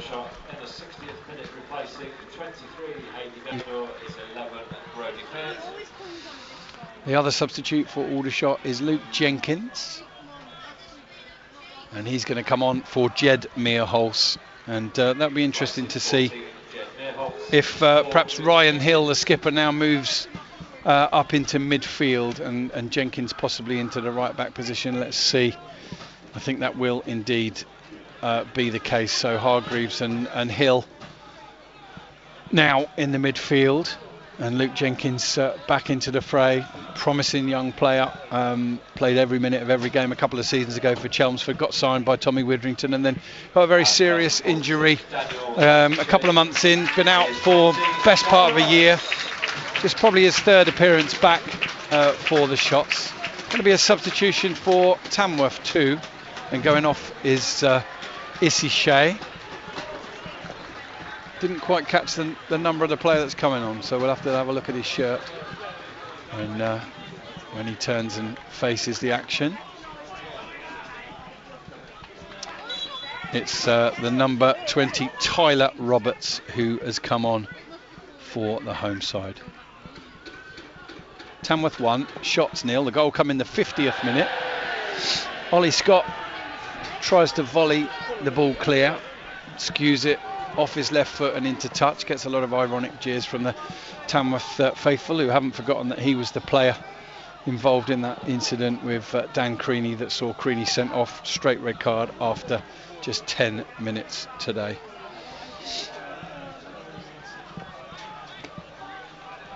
Another Tom Tonks long throw then. In it comes to the heart of the area. It's headed away by Christy Grogan. Tonks will pick it up himself. In fact, he shapes to do that and then leaves it.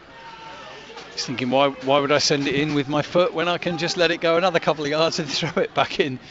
In it comes, half cleared, hooked forward by Ryan Hill, chased by Patton, sent back forward by Fairlamb, and that's just going to drift out of touch. Goal kick to the Shots. You called for calm, cool, clear heads earlier in the game. I guess the situation's different, but it's the same thing that's required, isn't it? Yeah, there's still plenty of time, and that's the thing. You've still got to keep possession of the ball, try and build the play, take the ball up, and we did that really well in the first half. We were building it and taking the ball higher and higher up the pitch. This half we haven't really been able to play more than 4, 5, 6 passes, and you know, Tamworth again are picking up every loose pass, every second ball. Again, somebody needs to stand on the ball, take control of the game, and be like, you know, I'm going to dictate and dominate what's going to go on for the next 5 minutes. Ball's in touch over on the far side. And it'll be a throw in to Tamworth, so we know what that means. Meanwhile, in the game of the day, it's Scunthorpe United 3, Boston 5. And I reckon the all-time highest scoring National League record could be in doubt in that game if they keep flying in like they are. Here at the Lamb, well, we didn't really want a 0-0, but I would imagine everybody in Aldershot would take that right now over the actual scoreline, which is 1-0 to Tamworth. And it's fair to say that whether it's throw-ins, territory, stoppages, whatever, they're largely in control of the game now, Anthony, like Shots were in the first half.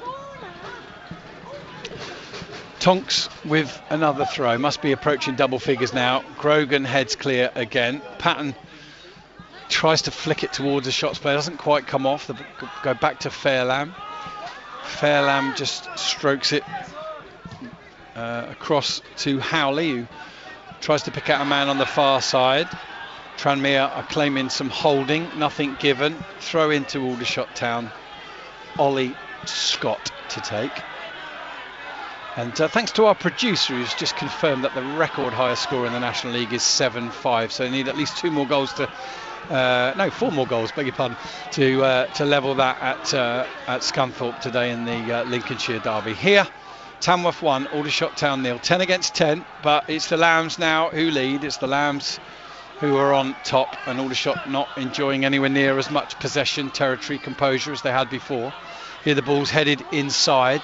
Diggy has got choices, and Brodie Peart very nearly takes that off of Fairlamb, who plays it forward now to Lynch, the scorer of the Tamworth goal.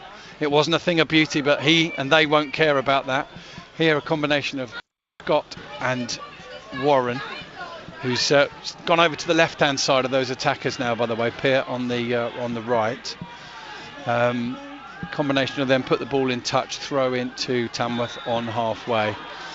Foul throw given, or was it a foul on Ollie Scott as the throw came in? What did you reckon? It is, foul, pulled him down. Yeah. Taken quickly by the Shots, and they're going to send it out to the right-hand side.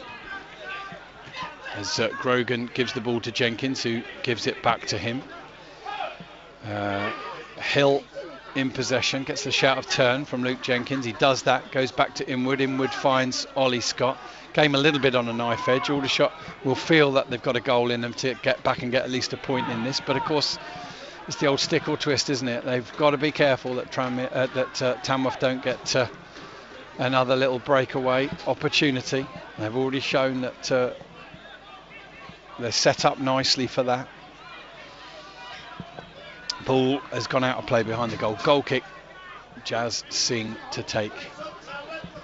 It's like a quiet contentment around the ground now, isn't it? Now that justice, as they see it, has been done and they've got the lead. Not so much to shout for now. They can keep their energy levels up in case it's needed later in the game. Tamworth go forward, come all the way back to Singh. Doing a pretty good job of spoiling the game and just generally stopping Aldershot having any real purchase. It's a good headed winner there from Christy Grogan, and then Aldershot through Warren and Patton before that, just not quite robust enough to hold the ball up. Tamworth just looking slightly more equipped for that physicality. That's a great pinch of the ball there from Rowley. Sends it to Roberts out on the left side. Okay, ball comes in, dropped. It's still 1-0 to Tamworth, and they're doing a pretty good job of controlling the game at the moment. It's scrappy, that's for sure, but Aldershot not enjoying anywhere near the same levels of possession, control or domination that they had in the first half when they largely had the man over. A reminder that both sides are down to 10, and a reminder that Tamworth took the lead in the 50th minute through Lynch. And yeah, we're well into those last 25 minutes now. Still Tamworth 1, Aldershot Town 0.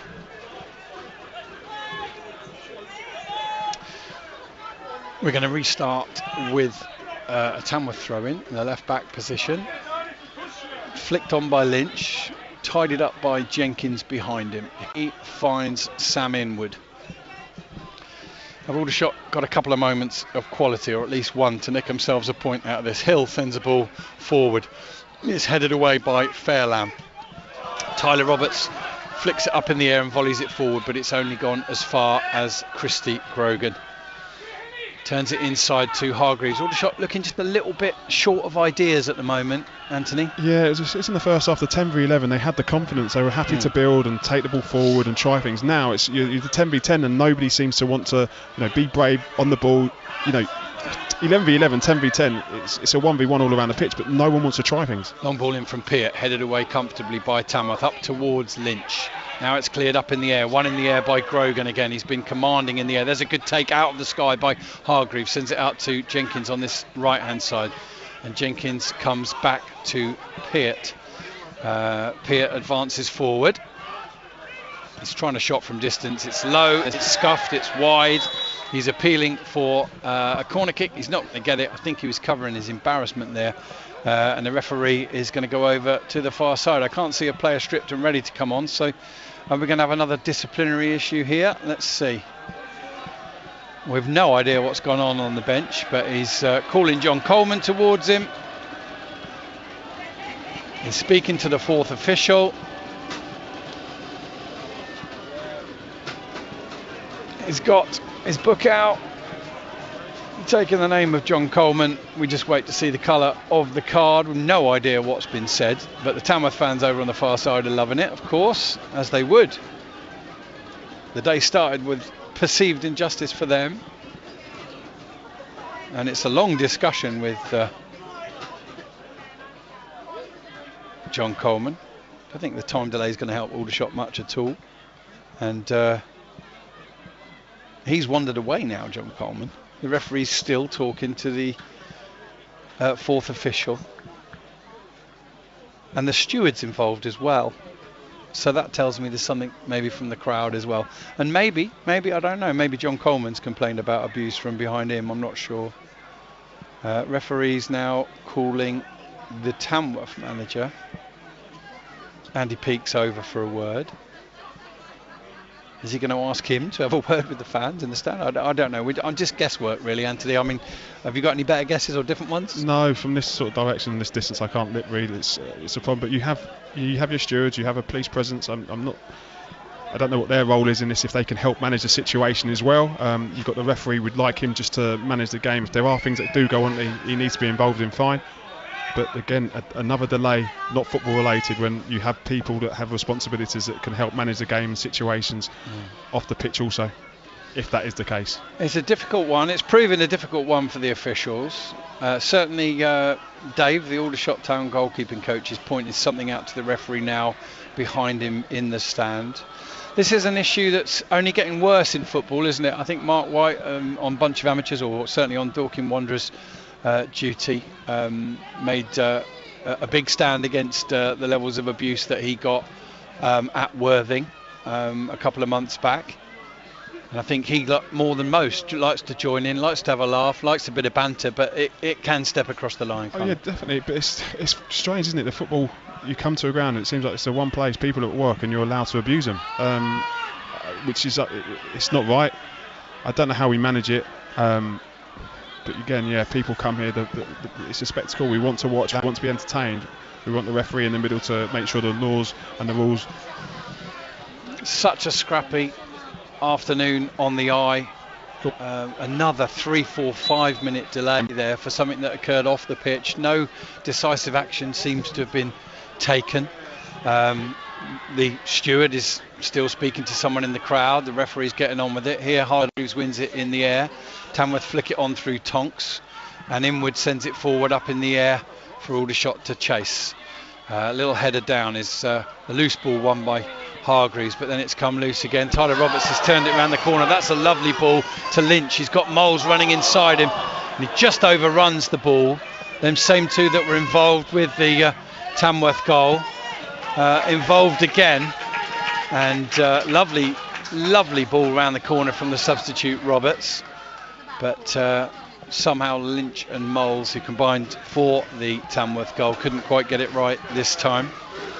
I could tell you that there's 17 minutes left, but it won't probably have any bearing on how many matches how many minutes there are still to play. It is Luke Jenkins rampaging forward, sending in a ball into the far post, headed up in the air and clear.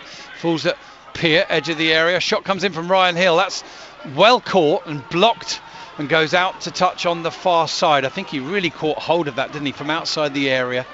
But Tamworth, as much as any team in the National League, really equipped to throw their bodies on the line and throw something in front of it.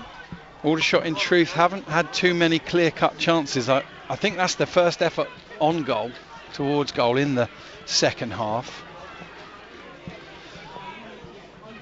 Throw in to the shots. It's a long one. It's headed down and then cleared away by Tamworth. Held up by Tyler Roberts. Scott tries to tackle him. He's still holding it up. Scott comes again. Roberts plays it back into the path of Lynch, who feeds Tom Tonks. Tonks, I don't think, found the recipient he intended, but he did find another Tamworth player. That's Fairlam. He sends a diagonal out to the right hand side where Scott is up against Lynch. Scott gets a touch. It's in touch, and it's a throw in to Tamworth.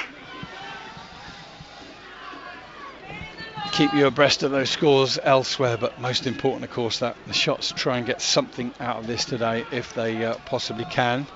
Trail in as we go into, well, we're inside the final 15 minutes, but we'll have to wait and see how many minutes are added before we have any idea how long this one's going to go on for. Tom Tonks with another throw. In it comes, and Diggy actually gets a header. I think it might be the first time today that they've got a clear-headed effort away on goal from one of the long throws, but he put it wide. He then was falling backwards, and he tripped over Luke Jenkins, who's got up a little bit gingerly and jogged his way out to this right-hand side.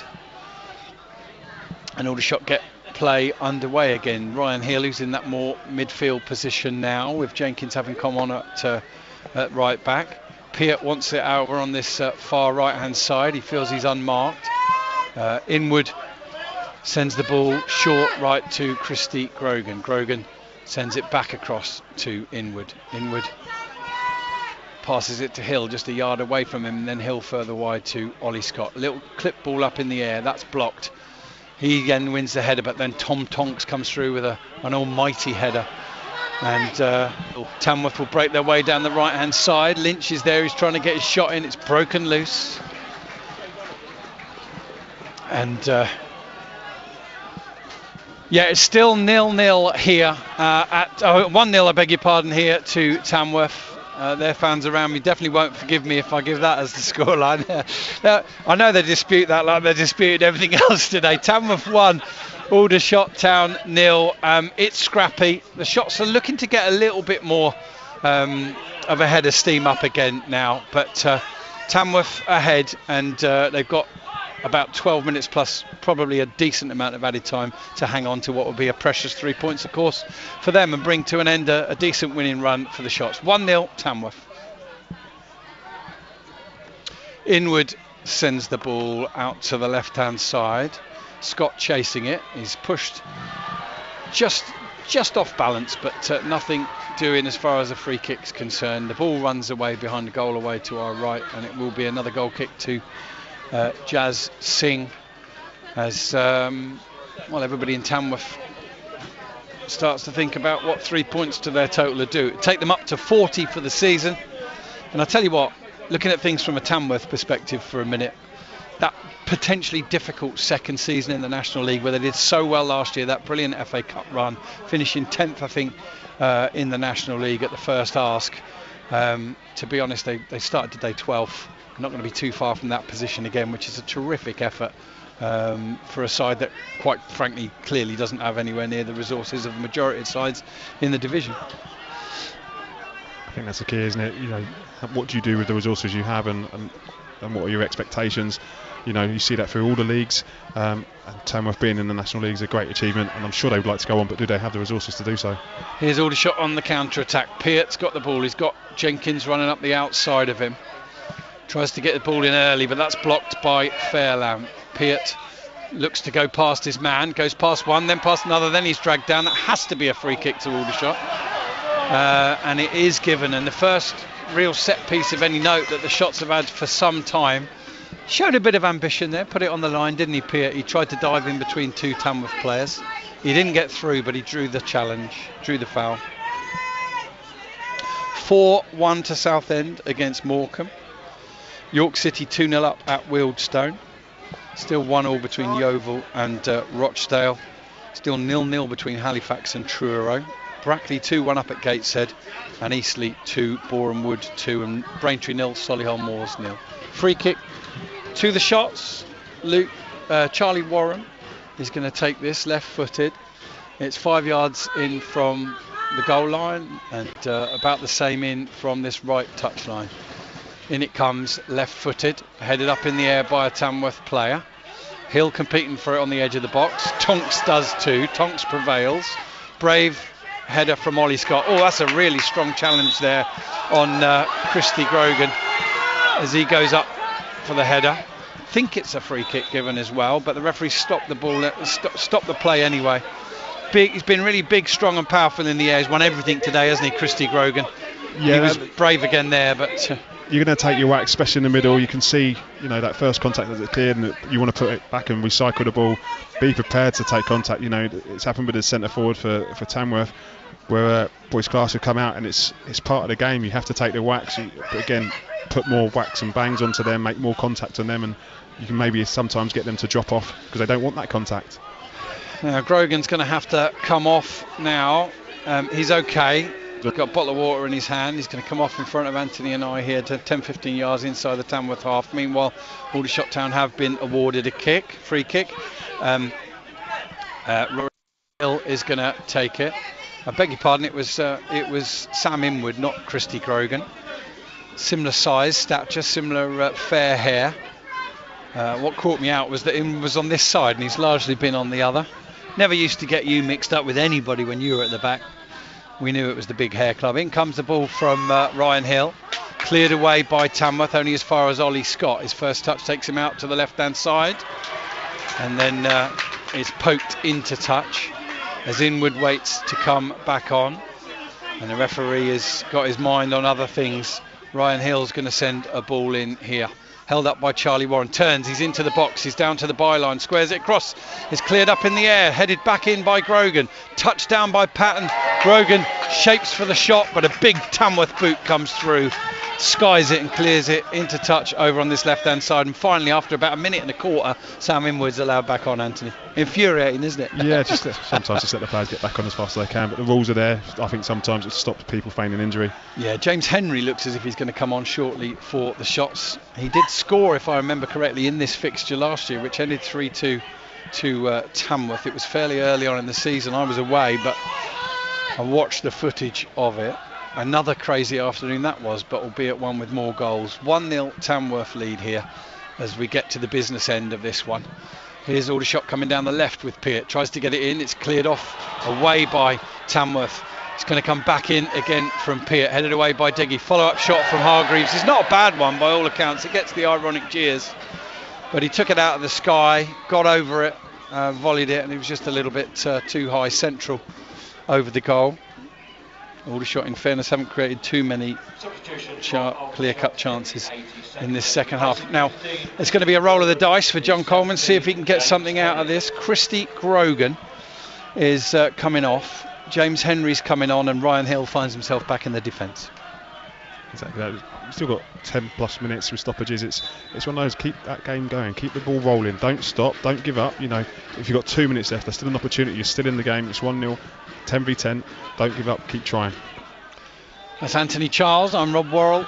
We're at the Lamb bringing you National League football, where Tamworth, the Lambs, are prevailing at the moment against the Shots, who've normally got a goal in them somewhere. Can they find one in the time that remains here, plus the added time?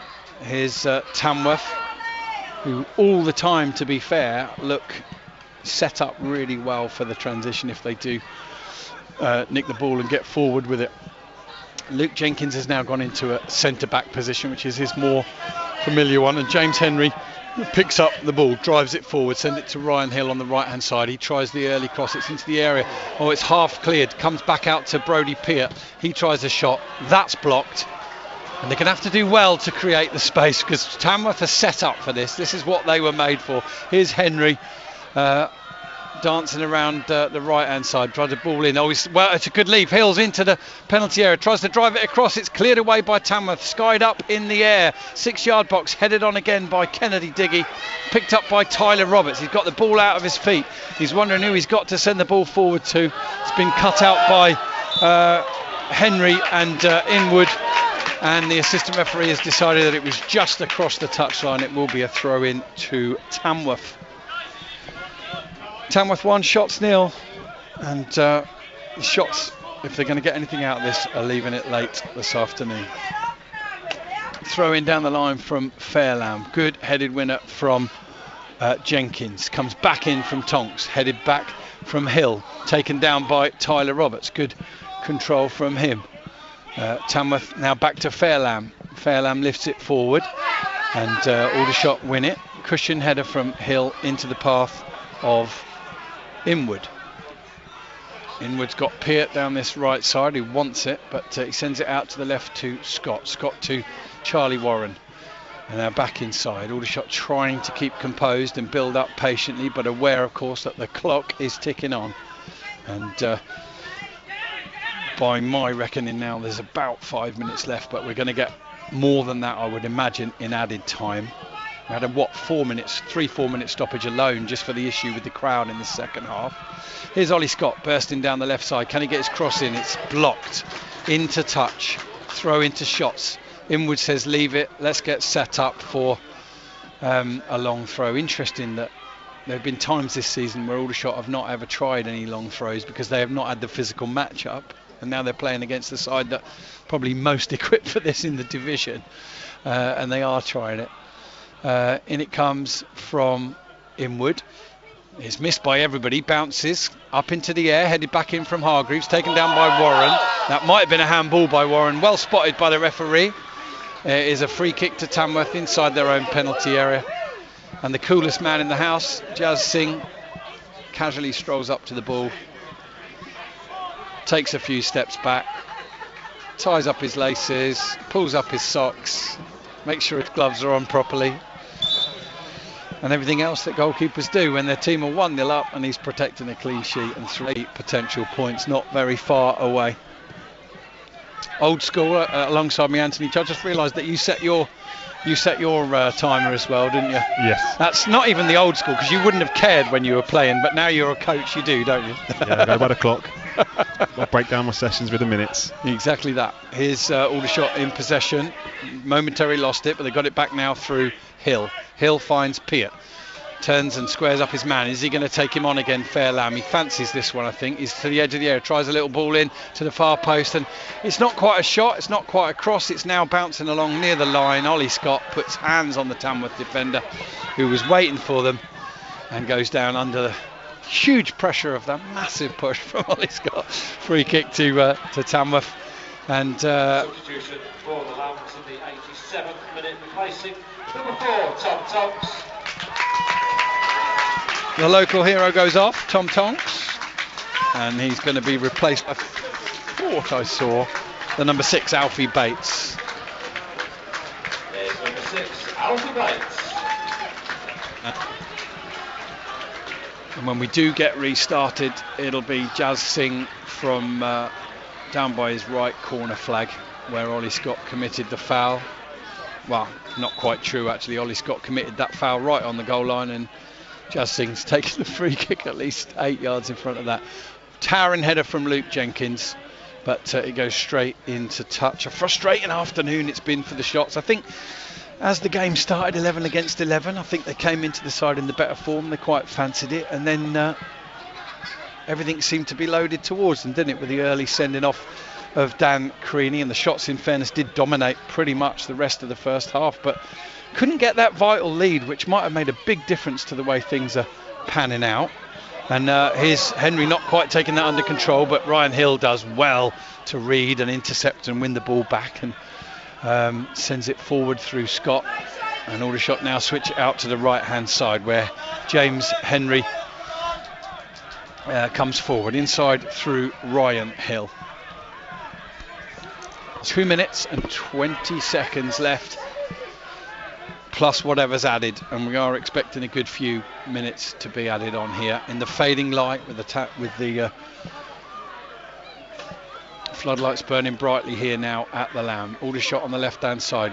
Scott shapes for the cross, doesn't send it in. Now he does send it in. Ball comes off the Tamworth player, does it, and goes, no, it doesn't go into touch. It's cleared into touch now by Tamworth. Throw in to the Shots, and Luke Jenkins fetches the ball, and a shout from a couple of the Shots players, send it back to Kanoya, who's almost on the halfway line, ready to pick this up. Jenkins carries it forward inside to Hill. Hill is caught a little bit late, but manages to get the ball back to Jenkins. Ball comes in, it's a good one from Jenkins, half cleared, headed back in by Hargreaves, headed out again. Hargreaves again will be first onto it. He's up against the substitute Bates, twists and turns, running across the pitch. He'll spread it to Hill. Hill to Jenkins. Aldershot trying to work the extra man. Jenkins to Peart. Peart tries to get a ball into the far post with his left foot. Again, it's over everybody. Just curling through that corridor, and too much on it. Goes past all the players in the penalty area, and finds its way behind the goal away to our right. And as it stands, it's going to be a very frustrating afternoon for the Shots and everybody concerned. Coming into the game in good form on the back of 3 wins, but it looks like 4 is going to be a big ask. But is there still time for them to snatch something from the Lamb this afternoon? Good headed winner by Luke Jenkins, chased down by Sean Patton, but cleared up in the air by Diggy. Good brave header from Charlie Warren, but it does fall to Tamworth, who send it forward. Inwood momentarily loses out to Lynch. Lynch with the overlap. Tamworth have got a man over, but they overhit the pass, and it goes through to Kanaya Boyce Clark, who quickly picks it up and throws it out to Ryan Hill. Hill to Henry. Henry gives it back to Hill. Hill advancing through the middle. Good ball out to the left-hand side. Charlie Warren on the edge of the area. Goes past one player. Holds onto it. He's just inside the area. Tries to get the ball in. It's half cleared away by Tamworth. Only as far as Inwood. Inwood gives it back to Warren. Tamworth, meanwhile, have got all their players back behind the ball again. We're going to get plus 8 minutes here at the Lamb. Tamworth 1, Aldershot Town 0. Henry with the ball on the edge of the box, looking to conjure up something. Goes back to Hill. Hill to Peart. Peart to Henry. Rolls his man. Gets away from him. Sends a cross in under the bar. Headed clear by Tamworth and then volleyed up in the air. It'll only land around the edge of the penalty area. It's one in the air by Jenkins. Cleared up in the air. Oh, that's a strong connection with Jenkins, but he's okay. Back out to Peart. Peart sends it back in. Cleared away by Diggy. Hill's got it, squares it across the edge of the area to Hargreaves, who gives it back to him. Can Aldershot find a bit of quality in all the bodies here, all packed into the final third of the Tamworth side? Hill squares it again to Hargreaves. He's going to try a shot from distance. That's blocked. Comes out as far as Inwood, who gets away from his man a bit quicker. He approaches the left edge of the penalty area, finds Scott. Scott sends it across. Patton, shot, cleared by Tamworth and then picked up and smashed in. It's Charlie Warren who's got the goal for Aldershot. Yet again, they won't be denied. And Charlie Warren scores again for the Shots. 4 goals now in 3 games. Tamworth 1, Aldershot Town 1. We're going to update our Warren. Charlie, yeah. Just bear with us, Anthony. Minute 24, Charlie Warren. Okay, Anthony, they're not coming to us just yet, so your thoughts on the goal? Do you know what? I'm looking from the side and thinking we're very static. We're not looking to get in beyond them. We're not looking to move, but we just kept recycling. We kept landing on the second ball, and Hill was just kind of kept trying to recycle. You get your first strike, no success. You get your second strike, no success. That's that third one. You're there and around it, and you've got to find different ways of making success and finding success. And they've done that, and you've just been able to grind it out. And now you've still got 5 minutes left. Now you've got the confidence, you've got the lift. Can you go and get that winner now? Yeah, 90 plus 2. The Shots getting themselves level. They'll have memories of last week where they scored 3 goals in 5 minutes fresh in their minds. Tamworth now the ones who are a little stunned. Henry with the ball through the middle. I think Peart's offside anyway. He can't get onto the ball. Nice idea.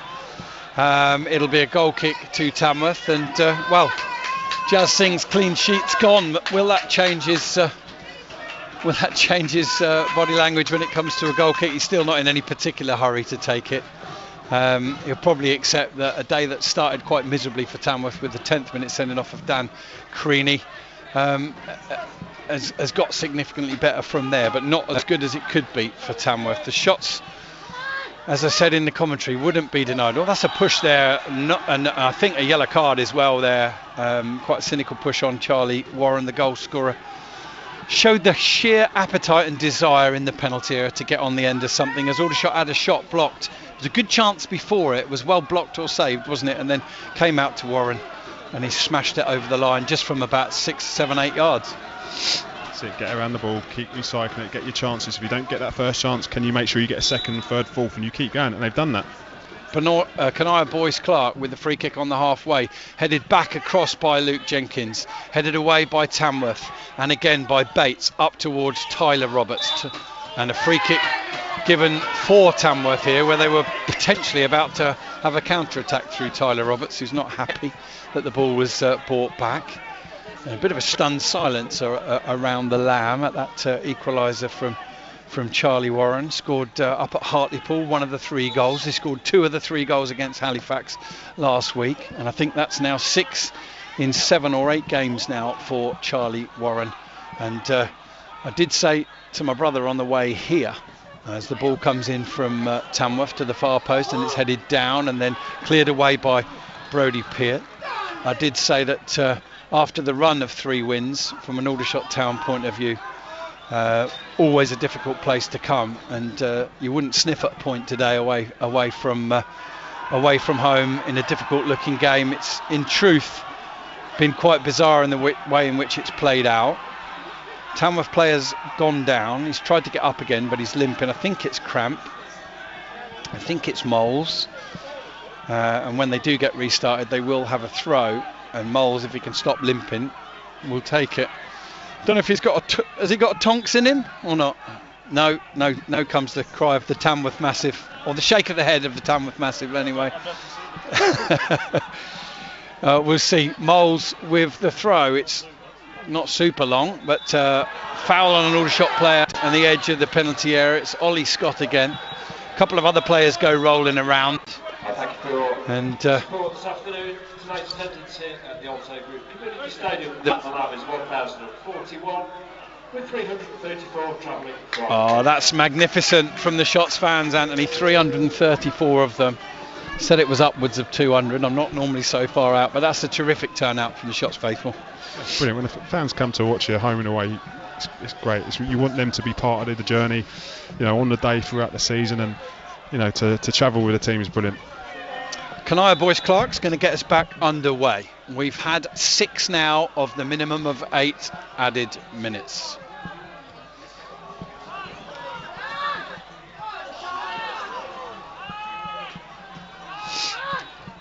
Aldershot on the right hand side with Peart.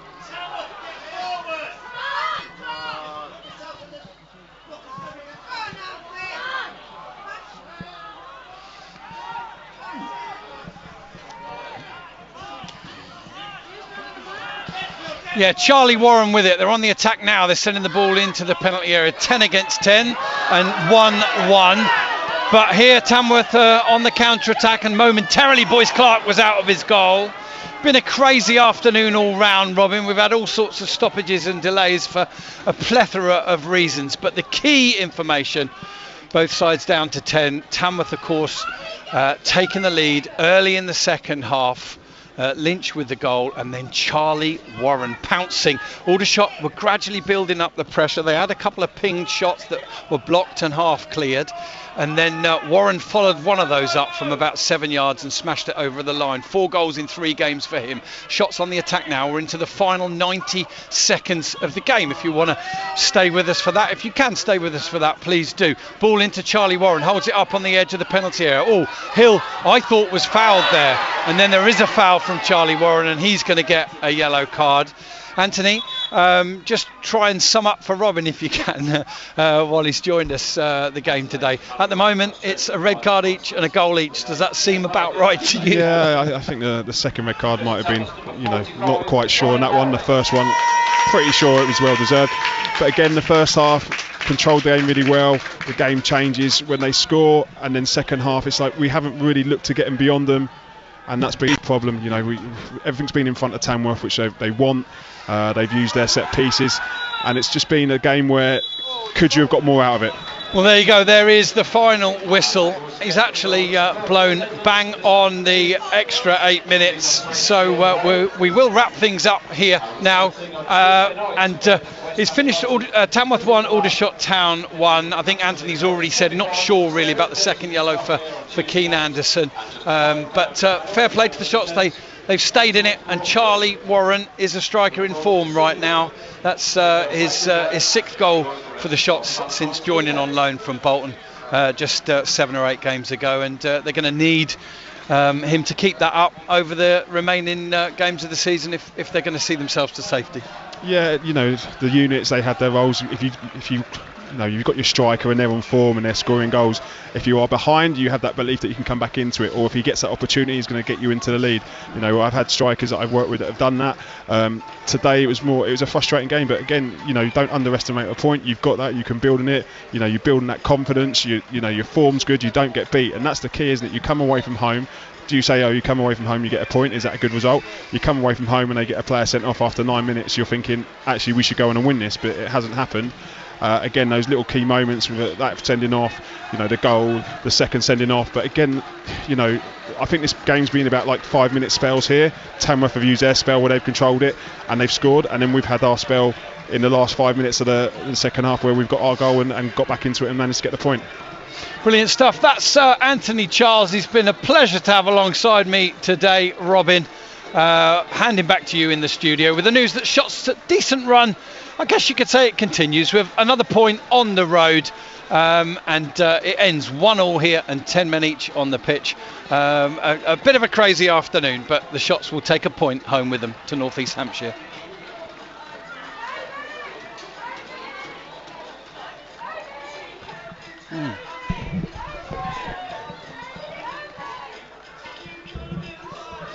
Right, we'll just wrap things up with our online listeners. So Aldershot, for much of that second half, looked as if they were going to go home with nothing today, and they go home with a point. I don't think it's been updated on the app that I'm looking at just yet. They started the day a couple of places and 4 points outside of the relegation positions. Mixed set of results elsewhere. Let's just have a look. I think all the other games have finished, bar the one that doesn't kick off till 5:30. So Braintree, very much in that fight against relegation, have picked up a useful point in a 0-0 at home to Solihull Moors. Eastleigh have come from behind to get a point in a 2-2 against Boreham Wood. So lots of draws around. Halifax 1, Truro City 0. So things looking more and more adrift for Truro. Gateshead 1, Brackley 2. And you could say the same then about Gateshead there. Scunthorpe 3, Boston United 6. What a game that was, the Lincolnshire derby today. A hat-trick for Curzons, who I think has got 5 goals in 3 games. That's even better than our own Charlie Warren. Southend 5, Morecambe 1. 5 different scorers for Southend. Scott Morris, Boys, Dallas, Walker and Hopper. I beg your pardon, I just turned myself down there instead of the studio. So 5-1 there to Southend. 1-1 of course here at the Lamb. Wealdstone 0, York City 3. Williams, Johnson and Batty on target for York. And it's finished Yeovil 1, Rochdale 1. So advantage York in the title race today. At the other end of the table, well, pretty much as you were for the shots. There'll still be a couple of places off the bottom 4. Anthony, just coming in, your snapshot of the day. I will tell you this much, Aldershot have been quite cohesive and quite fun to watch at times recently, but today was never going to be one of those days away at Tamworth, was it? No, again, you come away from home and you play in these sort of conditions. The conditions, I don't mean sort of like wind or rain, it's sort of the pitch conditions and how does that ball move. I think this type of pitch suited the Tamworth because, you know, the ball can be slow and you're trying to move it to find those spaces in behind, and we didn't find them quick enough, and that allows Tamworth to get their units behind the ball, and we just didn't move them quick enough. You know, we controlled the game. We had lots of possession in the first half. You know, you expect that when you get a player sent off after 9 minutes. But then after that, can you use that possession? It's no point having 80% possession and not scoring goals. And it's high possession, no goal. They then get that lift with their goal. The second half is, you know, it's not a game where you really control it until the last 5 minutes. But that happens in a lot of levels where, you know, if you're not playing well for 40 minutes, can you use those 5 minutes we are playing well to dominate and score? And they've scored, so you come away with a point, but again, it's sort of like little moments where they break out and the 2 centre halves aren't ready to be a 2v1 where you should win it, or, you know, there's spaces in behind. But, you know, that other key moment where you score, it's like, okay, you get your shot, keeper saves it, you keep it going, you rebound again, you rebound, and then that 4th one you score, and it's, again, you just got to keep going. And if you can do that and keep going and keep going and keep going, you will give yourself a very good chance of getting some sort of reward, and they've done that today. Brilliant stuff. That's Anthony Charles. Was there a particular Aldershot player that stood out for you? If I tried to push you, I didn't give you much warning on this, but just while I look at the league table, perhaps have a quick thought and name your BBC Surrey Aldershot Town man of the match today. The Shots started the day in 19th. They finish it in 19th too. They started the day 4 points clear of the drop zone, and they finish it 4 points clear of the drop zone. Sutton are in that 4th bottom place with 29 points from 30 games. Braintree 30 points from 32, then Aldershot 33 from 30. Altrincham a point ahead of them, having played 2 games more. Yeovil 2 points ahead of the Shots, having played the same games, and then Eastleigh and Wealdstone 3 points clear of the Shots, but the Shots have got a couple of games in hand on Eastleigh. Yeah, just final word then from you, Anthony. If you were pushed on naming an Aldershot Town man of the match, where would you go? Do you know what? I think at least Scott in the first half was quite good. In front of me on this side, I was getting to see a lot of him going up and down. He got a lot of the ball as well in the second half. But I think as the game went on, you could see Ryan Hill being the captain, sort of like dictating and dominating and ordering the boys around the pitch and what he wanted them to do and controlling the game. So I think from my perspective, I'd have to go with Ryan Hill getting my man of the match. Brilliant stuff. Thank you. Great to see you again, Anthony. Anthony's going to try very hard to join us if he can between now and the end of the season for a home game. So hopefully he'll come and join myself, Rob Worrell and Steve Gibbs at the EBB before the end of the season. But for now, we wish you well. Thanks, Anthony. Thank you very much, Rob. Thanks for having me. Cheers. I'm going to say cheerio now, online listeners. We are the wrong side of the pitch for interviews with John, so I'm going to pack up the equipment, get it on the phone and send it through as quickly as I can to BBC Surrey. Thanks for joining us this afternoon. Have a good rest of the weekend, everybody. Final score, Tamworth 1, Shots 1.